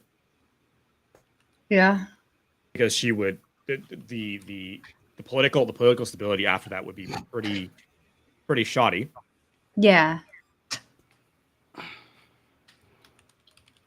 To highlight, the Exarch thing was not as a primary target, more that ruling out the Exarch requires a different line of thinking than the more, I don't want to say more emotional, but the more, the less extremely logical line of thinking of the Exarch. This could benefit Exarch in failure, but not success.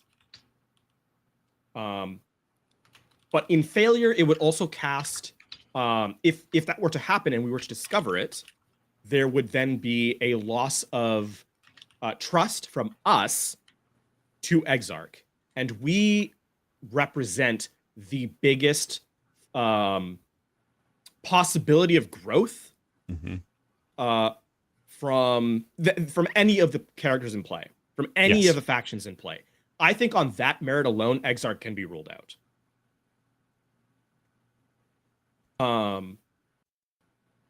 My suspicions didn't lie with Exarch, but I wanted to eliminate Exarch on a logical level because that gives us room to actually focus on a target that makes more sense. Athenius, sorry, go ahead. Athenius wants to know if there's anything else about Vosky history or anything like that that he can assist with, since he's kind of striking out in terms of figuring out the people side of this right now. And you don't have to know it right now. Just remember he's on standby to do that for you. Yeah.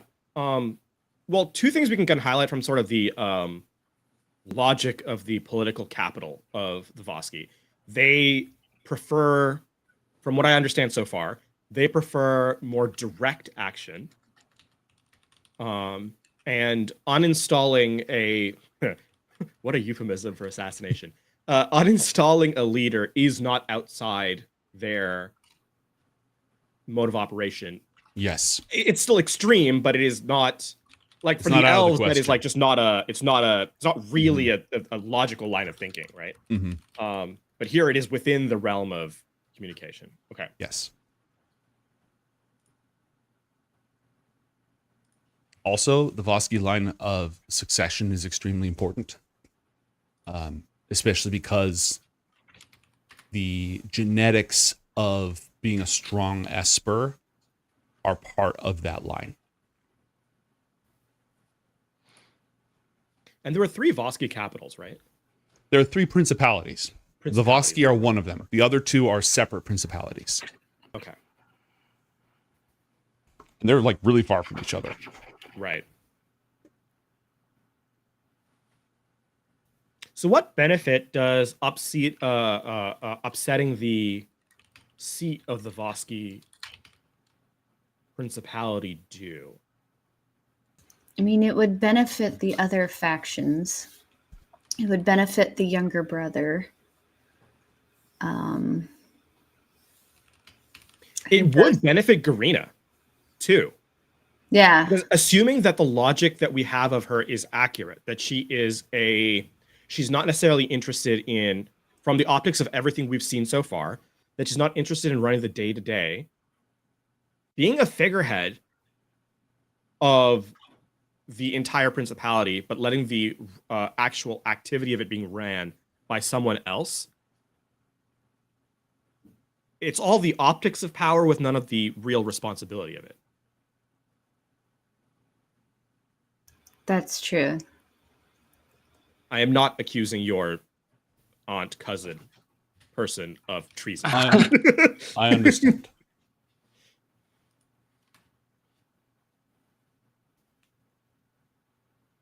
Are there any other questions that go unanswered in your search? Who did it? But I don't think you can help with that. Oh my god, that's a different kitty. It's Lucille Ball. Ah! There is something that the former board member mentioned, that some of the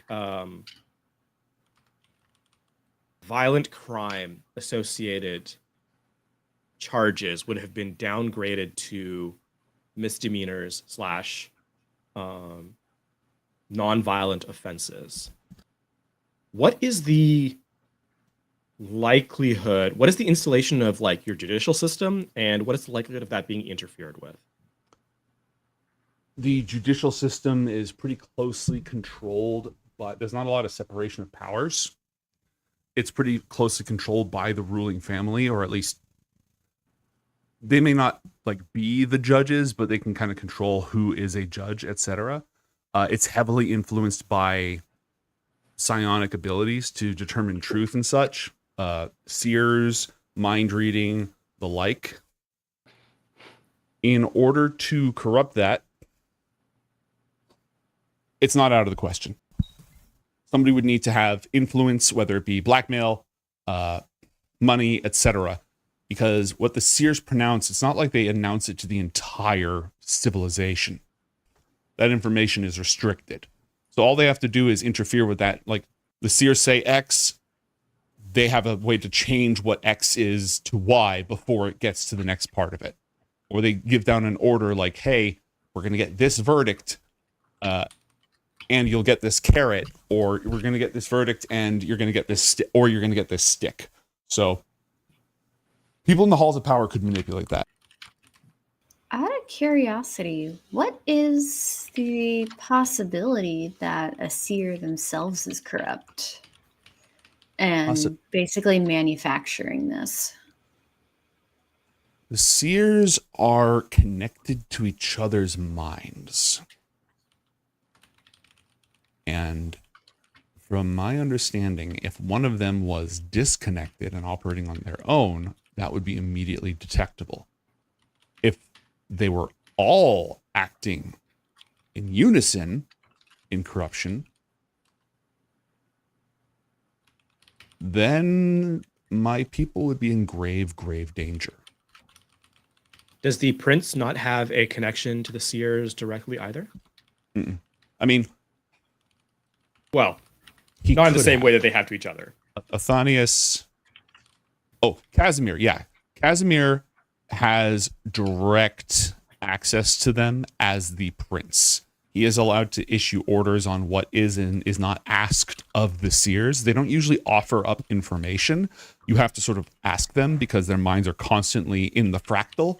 And so to bring them down to a specific point, you have to inquire.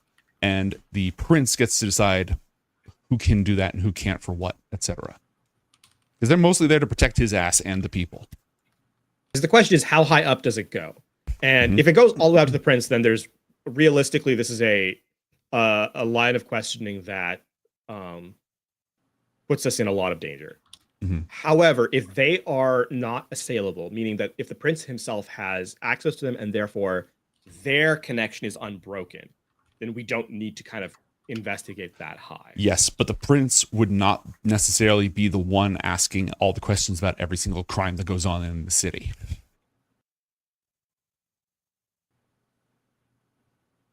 I think we need to operate under the assumption, purely for our own safety more than anything else, that the seers are not corrupt. And investigate directly below them, because that seems to be our highest point of contact that had effects on this whole scheme that is not immediately culturally shattering. Is that a fair assessment? Yes. Would be a crazy conspiracy, though. I feel that if the seers had chosen to act as such, we would not notice it until it was too late.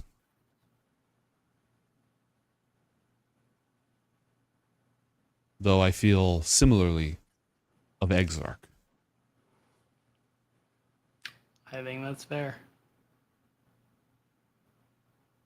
I will relay because I kept Athenius out of the Exarch logical. I will relay my reasoning behind why I'm focusing not on Exarch anymore. He thinks that's reasonable. And actually, you know what? I will tell him the truth of why, because we've been talking to Amanda as well. So I will tell him the truth, like the task force and everything. So like the actual total reasoning of it. Oh, that's a lot. Last time you wanted to ask, speaking as the dungeon master, last time you wanted to get Manda on the crew, that has been approved. Okay. The Red Cross Knights are going to reach out to her sister, who doesn't necessarily share all their philosophy, but is also an extremely talented engineer. So we'll see. Yeah, Athenius thinks it's reasonable not to focus on Exarch. Like, again, it's kind of like the question of free will. Whether or not we have free will is almost irrelevant because we'd act like we had it anyways, right? So it's very similar. It's like either we're completely screwed or it's not these two pools of suspects. However, Athenius can tell you that Magistrate Iskrin, who presided over many of those cases, died of natural causes about 5 years ago. Here's a convenient thing, though. We have a bunch of enchanters and casters who have Speak with Dead on them, and we have access to them. So I'm going to rustle up some of the people from the Court of Fleuris, and just so we're aware, we're exhuming a body. Respect for the dead? Yasmin does not know what that means. See, this is shit the Espers can't do. Do you want to exhume Magistrate Iskrin or someone else? Who? That's a good question. I think who would give us the best chance of like? You have not whatever the corpse was used for Dalibor, Dr. Bulgarin. You can find that corpse. It was mangled, but so you have to What have the an benefit intact... of having access to this many casters is, though? We don't actually have to choose. True. And there's the benefit of also you've given me a court of magicians. I am going to use them. All right, lay it on me. Who do you want to talk to? Iskrin for sure. The dead body that was the dental records guy that we don't really know about. To keep it like simple and brief, I think what I would prefer to do is have like someone that we can identify from different walks of life. So rather than going get like, oh, this body, that body, etc., I think Iskrin, because it represents the judicial system. This body that was like mangled, because it represents someone who was disappeared, but in like suspicious ways. Yeah. And I think that gives us enough variance across the two pools to get generally close enough. And we can always dig up more bodies if we need to. I hope the Vosky don't have any particular beliefs about the dead. This has never really been an issue for them.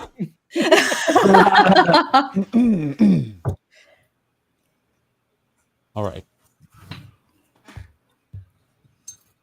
Hold on. A situation like this requires a certain level of gravitas and decorum. You know what's better than having a wizard's spellbook? What? Having access to the number of wizards it requires to cast the spell. Just knowing a guy. Spell slots? That's for chumps who do their own magic. I have people for that. Oh my god, what an amazing character that would be. Honestly, you just pick people to do magic for you the whole time.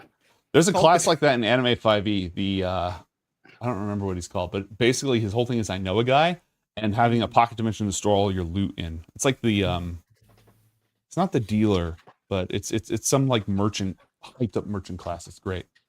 That's so That's cool. so funny. Speak. Remember that you get 5 questions. Oh. Does it? So I actually don't. Let me go look up the details, because I would look up the details of the spell before. Yes, you get 5 questions. Yeah. You can't cast it on the same corpse if they've been subjected to the spell within 10 days. Okay. Interesting.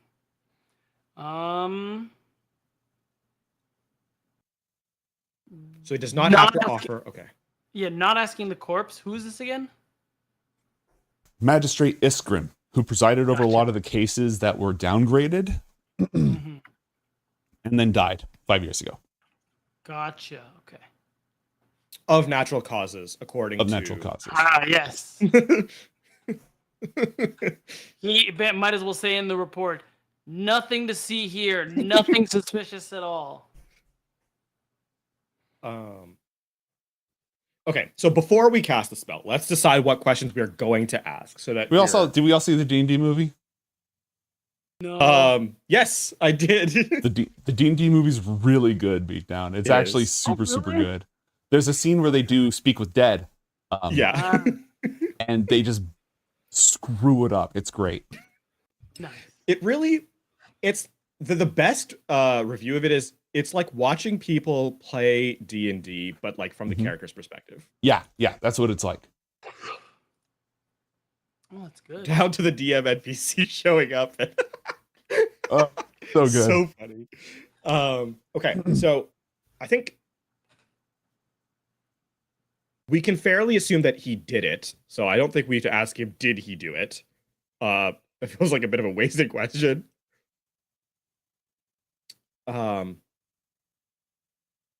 Could ask why he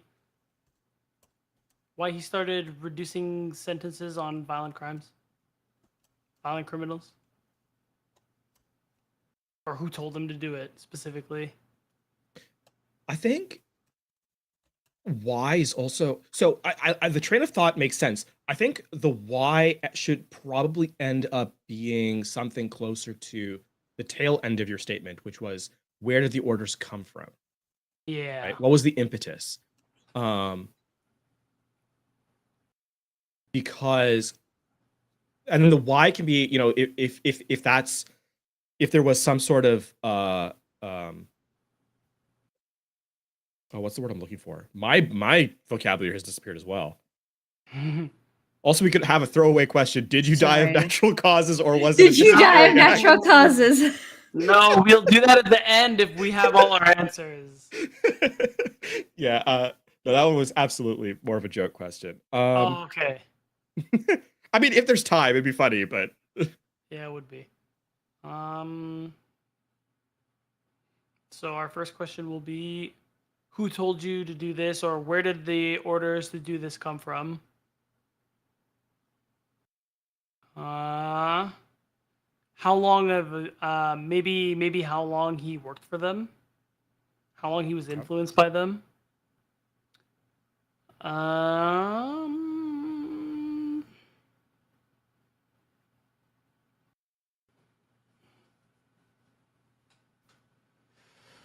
How he contacted them,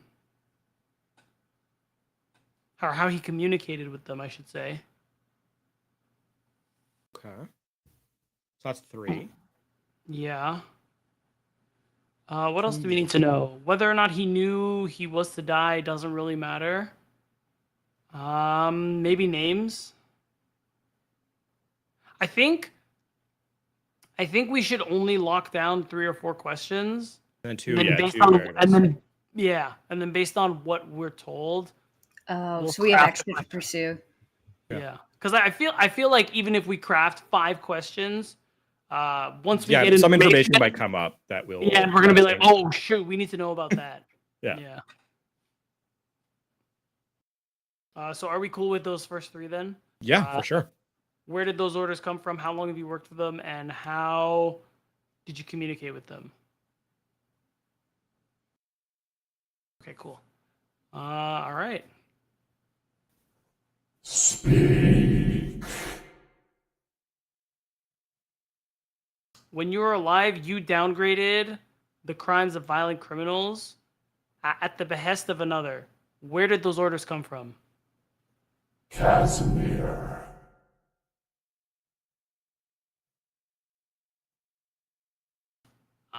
The temptation to ask for specifications is crazy. Now, here's a question: does Zone of Truth apply to individuals under the effect of the Speak with Dead spell? No. That's not a question Listen, I directed know. at this. It does not. It does not, because the Also, target is a corpse. The target is a corpse, Yeah. which is an object. Wait, so can they can They can't lie to us. No, they can't lie. Yeah, I was gonna say, like, why? Oh no, it doesn't. They see us as you're hostile. right. If they see us as hostile, yeah, they yeah, absolutely that's true. That's true. So I want to make sure, because although there's no real reason for them to see us as hostile, so it's likely to be the truth, Okay. or at least truth as the corpse saw it, which is not the same thing. Oh wait, if I just say specify without an inflection, does that count as a question? I'm asking Gnomes the DM, not No, but it won't, because it's not going to converse with you. It's going to answer 5 questions. Yeah. Yeah, that's the magic makes it answer 5 questions. It doesn't start a conversation. I see. Well, we know it's Casimir, but we definitely need clarification. So I feel like that's double question number 1. That's kind of confusing because it's like, does he think that's who it came from, or does he know that's who it came from? Maybe that can be our other question. How do you know, or how did you verify? For now, I guess I'll just ask. Be specific. Which Casimir? Prince Casimir Vosky. Wait, I have a disease. Casimir is his first name. I will allow you to recount that because of the disease. Thank you. Your character is a super genius. True. He would never make such a blunder. Beatdown, Correct. on the other hand, Has shit to do in the real world, so can be forgiven. yes. Okay.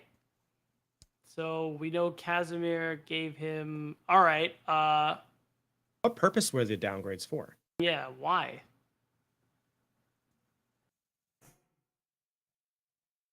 His son.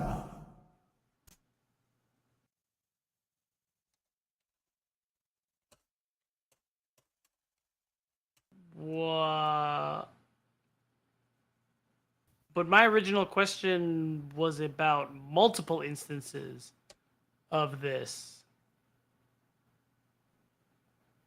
So, That's the answer hold he on gave. a second.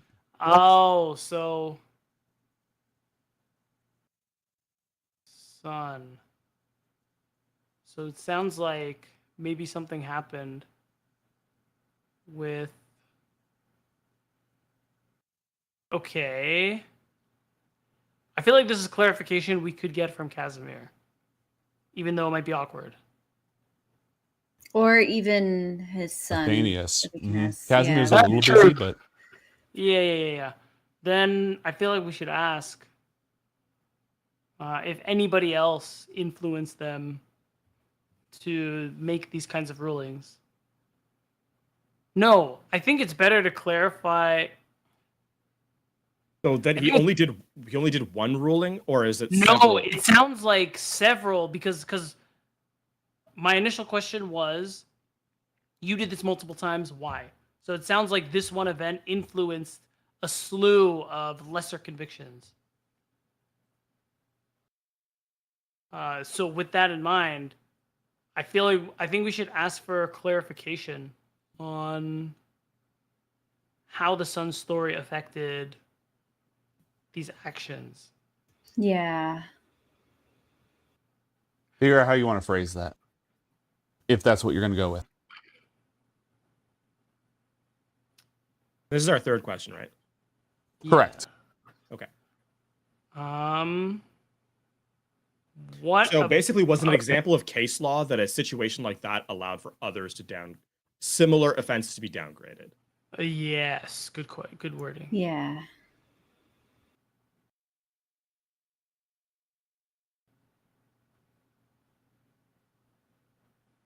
Yeah, I think that's how we'll phrase it.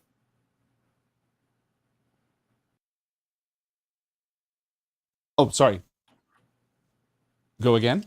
I didn't realize that was a question. Was Athenius's example a definition of case law that allowed similar examples to be treated similarly?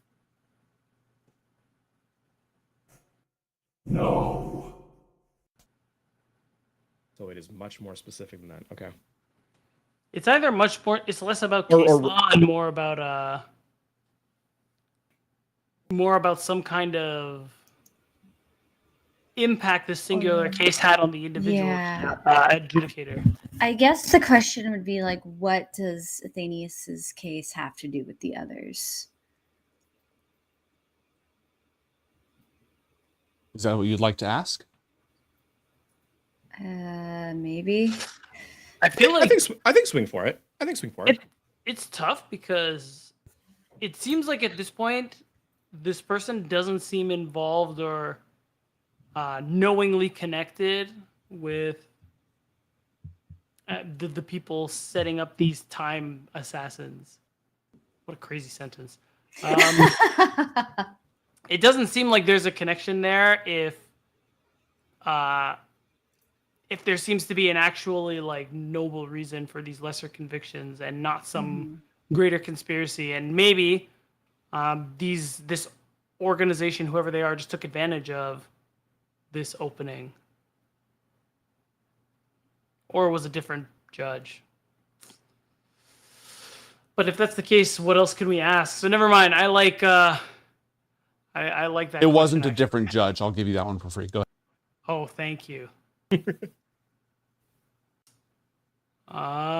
In that case, I think the way Drossi phrased it is good. Please restate your question. What did Athenius's case have to do with the other ones?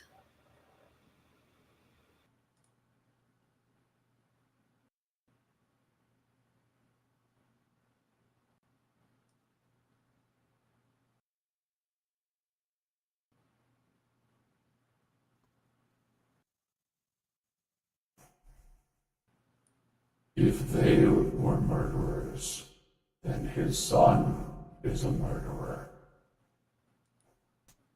His son here is Athenius, not that Athenius has a kid, just to clarify. Yeah. Oh, what did we know about Athenius's? Did we hear anything about Athenius's crimes? I feel like that's an extension of question 3, but Yeah, I was gonna say that does sound like case law.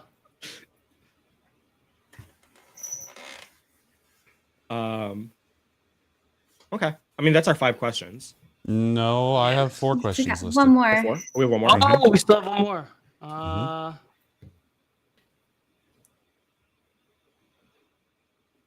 So he said, if Athenius was a murderer, they all were. Other way around. Oh, okay. If they are murderers, Athenius was a murderer. Okay.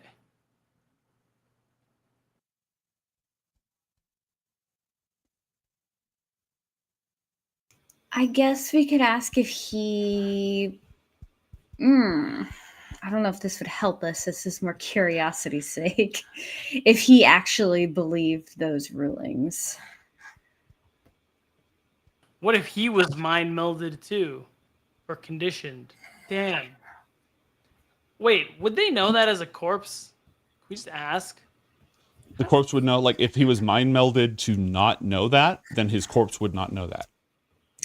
Because this is based on what his corpse believed at the time of his death. Yeah. Okay.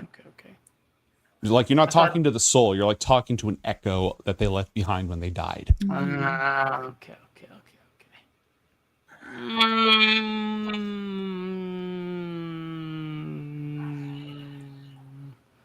Final question.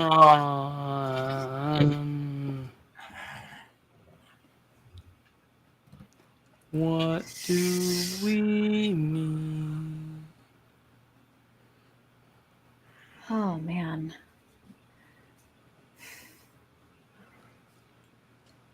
It's like we had too many questions at the beginning, and now it's like we have one more. Yeah. So okay, I guess we should just ask directly. How would we phrase it if they were like approached by, said group of people? Because I don't see a need to mind meld and kill the person. Yeah. I mean, ultimately, the thing is, if these were the outcomes, there does not need, and there's already a pool of people to take from. You don't even, if this was under the order of Casimir, the judge does not need to be affected. Yeah. Yeah, this you may can have take just advantage been of an outcome that benefits you, even if you weren't responsible for the benefit. This may just be that. That's what it sounds like. What should our last question be then?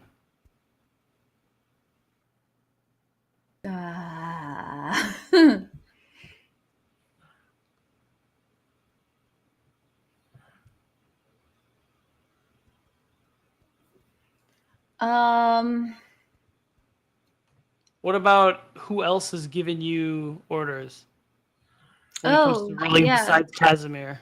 Who else has maybe tried to sway judgment in the same way? Yeah. Is that what you want to ask?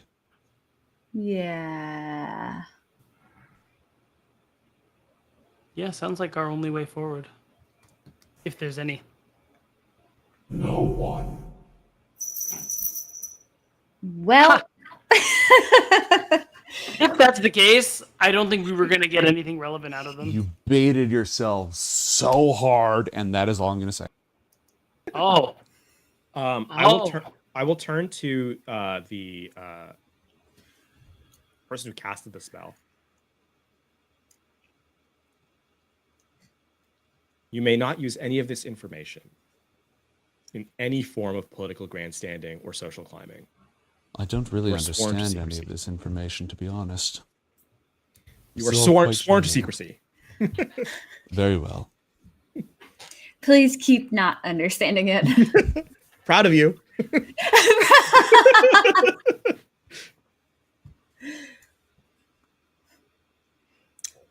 Okay, well, Yeah.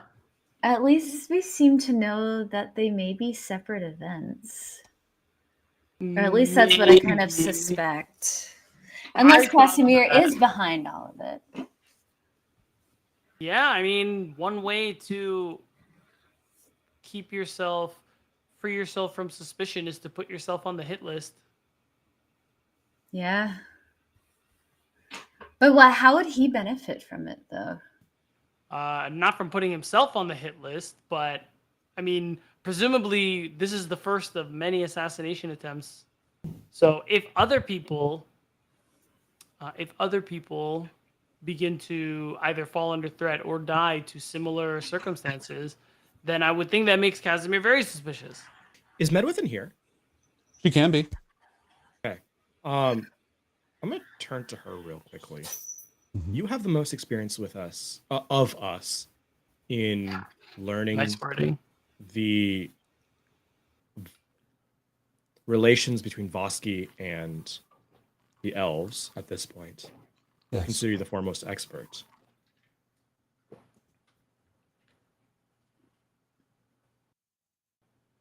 What comes to mind? What line of inquiry would you follow?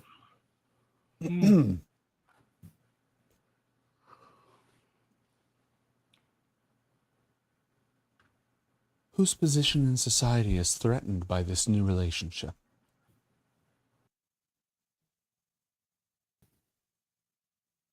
Between Fluris and Voski. I mean, the other colonies, but honestly, it could also be Casimir's. Casimir is in a position to bring a great deal of luxury resources from our beautiful planet, magic to his people. I only see upsides for him from this entire arrangement. Yeah, what happened? What happened to his previous wife? He was killed by the Vignar. Oh, okay. And we're very, very certain of that. You know that as a piece of information, and that's it. Okay.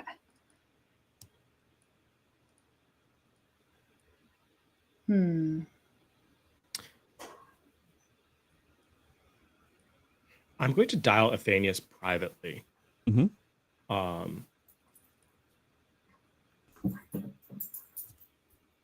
Yasmin, yes. Say again?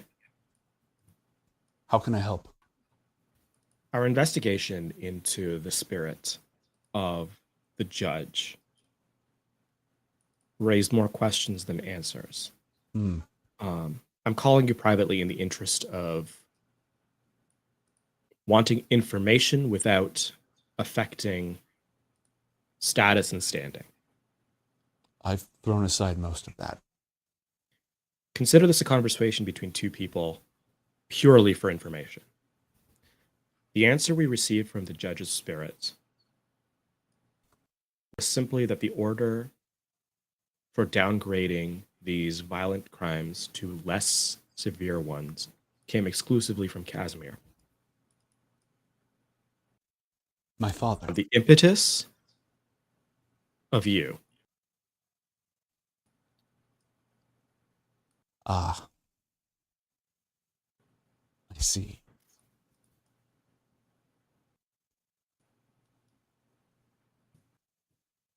My past is not a secret, and if I am ashamed of it, it is a lesson I must carry with me. Before I found Gilwargus and the Red Cross Knights, I lived carelessly.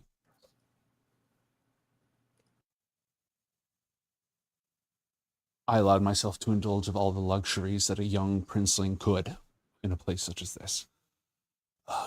Drink, drugs, women racing. I was particularly well known amongst the hovercar racing circuit, the illegal, unsanctioned races. Until one day, my carelessness caused an accident that claimed several lives, nearly my own as well. That was what moved me to seek another way, a better way, and led me to my cause.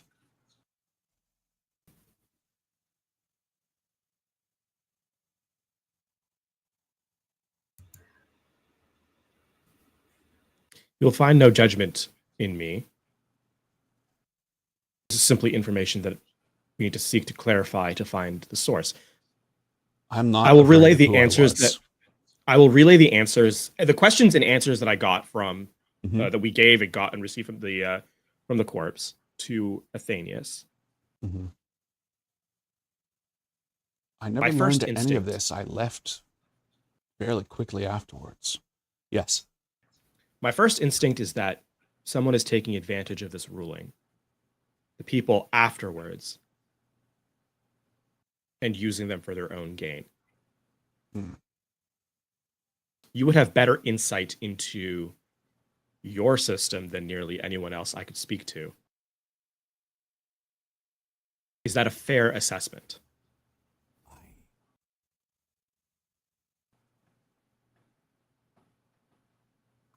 My father and I were never as close as a father and son could be. But I feel that he would not need to excuse my actions by pardoning anyone else's. He would simply make my crime go away or pardon it or refuse to allow it to go to trial in the first place. I doubt he would care if what other people thought. He'd see that as weakness. His will would prevail. Perhaps he is softer than I thought. Gaston, you have saved this entire city before. He owes you a great debt, perhaps one that he may now have paid with the great trove of sorium that you've received. But I feel that he may still answer you. I can't ask this of him. I could never talk to him about this, but he might talk to you. He's more prone to withhold information than to lie.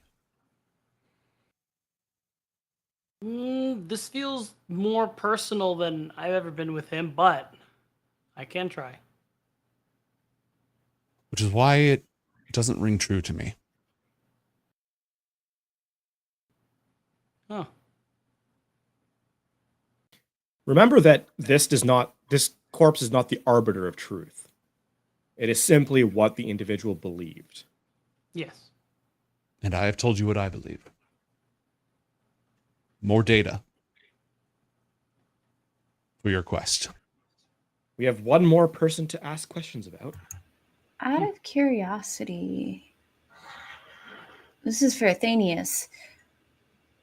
In that accident, did you have a passenger? No, but there were several vehicles involved.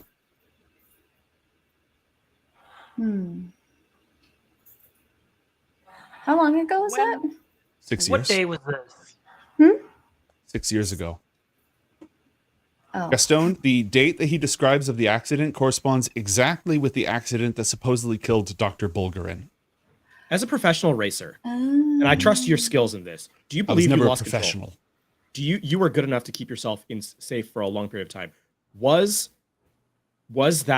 Did that happen as it should have?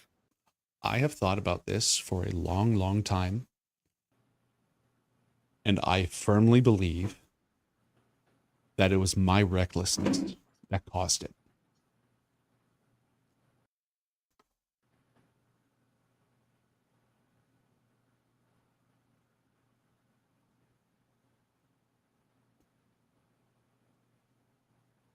Also, this explains why the names were redacted in that particular case. It does. Which is obviously me talking, not him. Yeah. Yeah. Well, this just gets getting trickier. So the driver was redacted in the documents. Correct. The driver of the thing that doesn't add up is that it said the driver of this surgeon, his name was redacted, or their person's name was redacted. Sorry, I apologize. Let me clarify. Okay. Okay. The record says that Dr. Bulgarin was driving himself. Okay. The redacted information was the car that caused the accident. I apologize for leading you astray. Okay. That's so. This happens. And again, there were multiple cars involved. Did anything significant that you can think to happen in the days or weeks prior to this event? Anything at all? It was a very hazy time, filled with lots of bad decisions. Were we talking substances? Yes.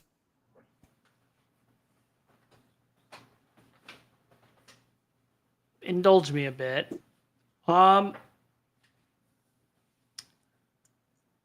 How long were you on this train of bad decisions? And can you speak to any known associates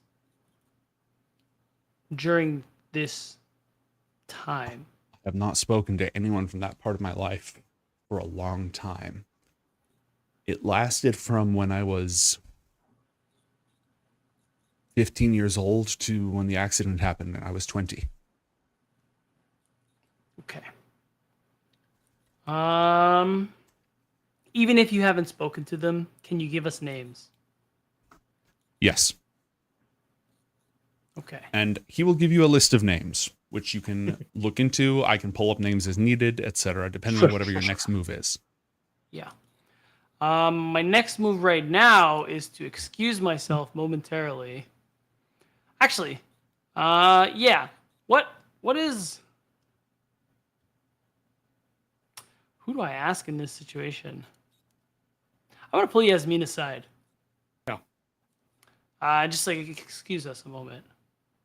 I want to share, I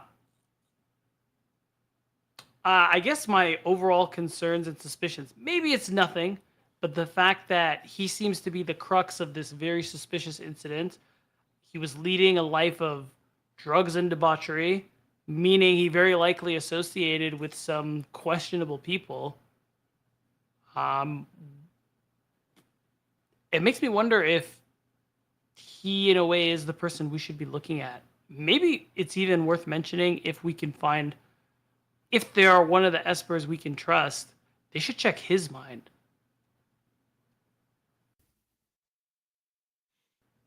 It also puts into relief a couple of things that we thought about before. The forensics search on the surgeon would have been hurried if the target was because yes, exactly.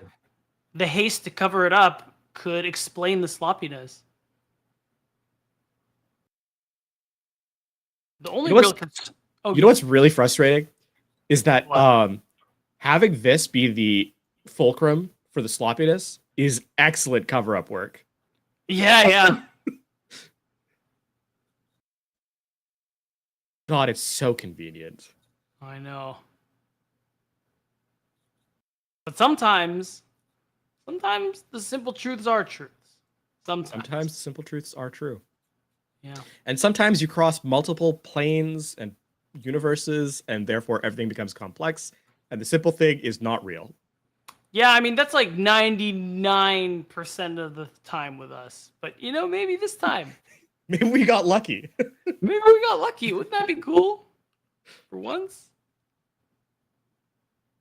I think we're too close to it. Let's take a step back.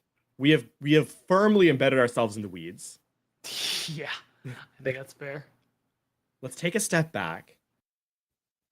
What, like sleep on it, or? Sleep on it, yes. But I also think that we need to get... We have so many conspiracies happening all at once. This is arguably two things intersecting. Maybe one that explains all of it. True. Knowing our luck, it's probably the 2. Making a hasty judgment on follow-up information when we don't really have much else to go on would be, I think, a mistake. I agree. I just want to gather as much information as possible. Which is I meant more like we don't need let's hold the corpse for another day because there's a cool. It'll take us too long to if we lose this angle and it actually ends up being important, and we ask questions that are clouded via the information that we just got now. When we have avenues of research that can give us more a path forward, then we can fall back to this if things fall astray. Allow me to throw a spanner in the works. I would like all of you to roll an intelligence check, please. Okay. Where are you, character sheets? There you are. Oh no.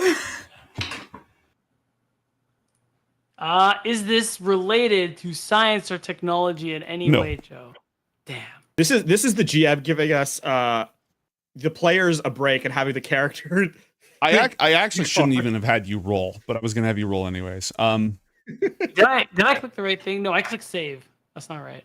Yeah, so it shouldn't be proficient. It should be this one. You got higher. Great.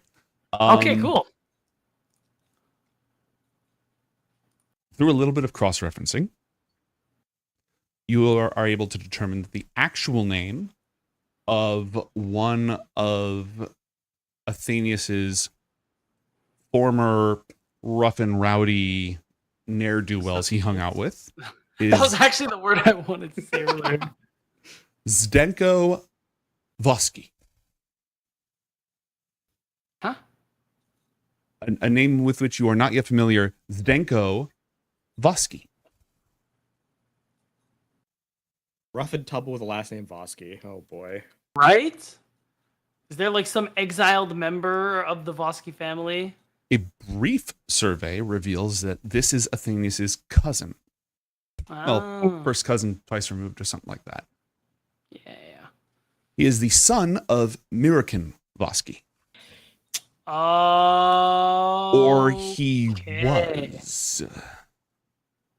Until he died in a hover car pile up 6 years ago. Wow.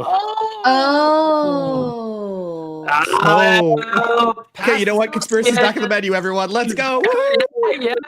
I'm really interested in investigating these known associates, and if it turns out he knew all of them, well, we're gonna have some questions for Zdenko's A mom. lot of them are like the children of rich and powerful people. Yeah, that makes that. Yeah, of course. Yeah. Rich hang with the rich. Some Snorting coke and driving Lamborghinis, you know. Yeah, it is what it is. You crash it, I got another one.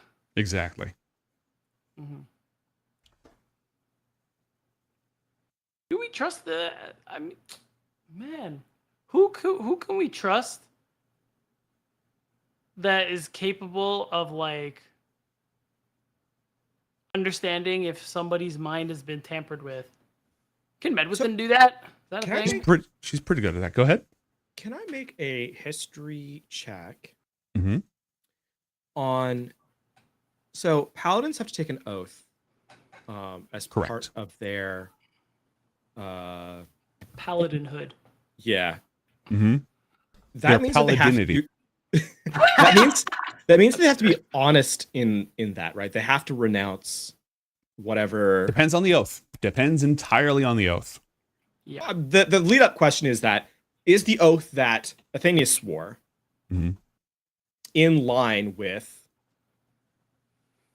stuff that I said before? That would be a religion check. Religion, okay. That's fair. It's the same roll for me, so.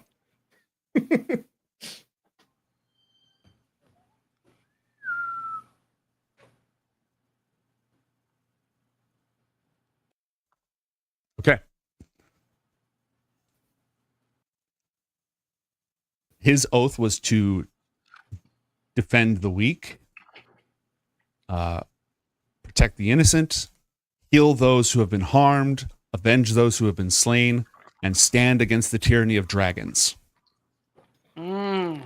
Wow. Like it's a specific knightly protection and killing dragons oath. You know what that doesn't say? That you can't lie. Yeah. I And swear also half of that, them are like and also that. that So you okay? assassination. There we go.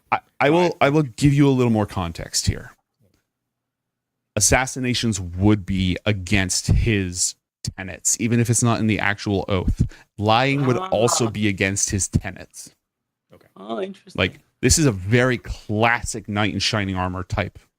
Oh, okay. Thing he Understood. is. Understood. Okay. Yeah. That does crystallize kind of where we're kind of from here. It's not it's not something that you would be familiar with, and it's also not something that Gaston would be familiar with, but like Red Cross Knights is like St. George the Dragon Slayer type stuff, you know. Classic chivalry.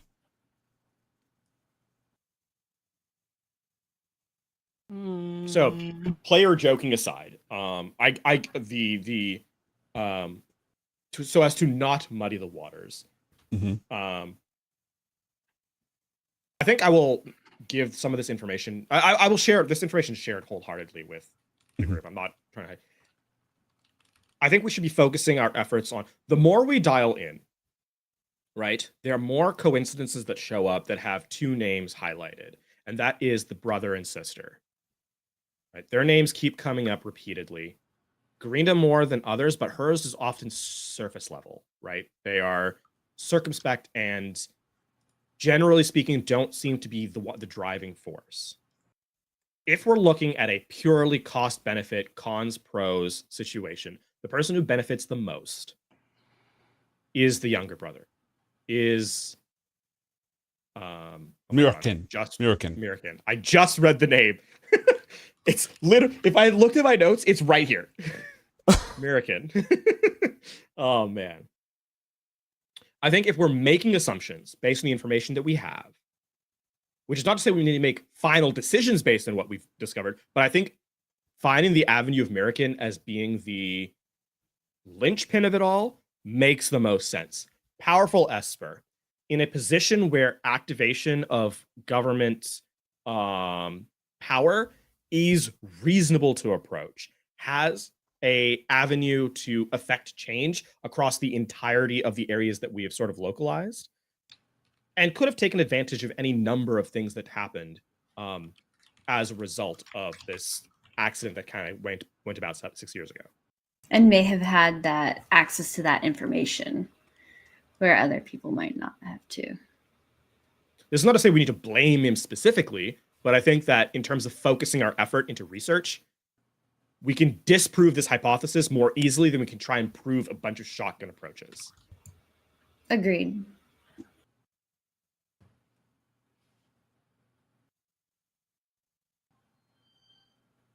If there are, the question then becomes, do we have any reasoning? What is the next avenue to find? What's the next step in our approach then?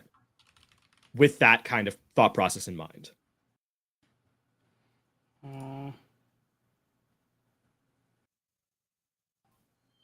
Josie, roll an Arcana check for me, please.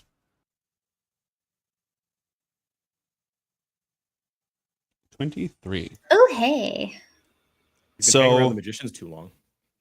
These people, they have been able to psychically condition or lobotomize the memories out of people. You know what they don't have? Magic. The 5th level spell Greater Restoration may be able to restore those lost memories. Oh, snap. It's not, it is on the bard list, but it's not one of your spells that you know, so you wouldn't be able to cast it. But you would be aware that the spell works. It's expensive to cast, but it could restore someone's mental faculties. It's a 5th level spell. Mm-hmm. Would I potentially be able to find a scroll in Perianth? Yeah, it's entirely possible. If you go back to Perianth, Marikop can hook you up. He knows a guy who knows a guy. That might Who knows be... a cute couple who knows a...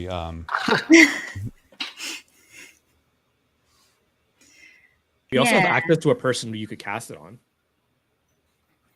Yeah. Okay. I think yeah, that's actually a great idea.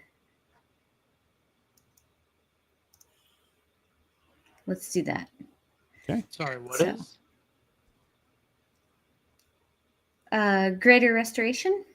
Ah, right.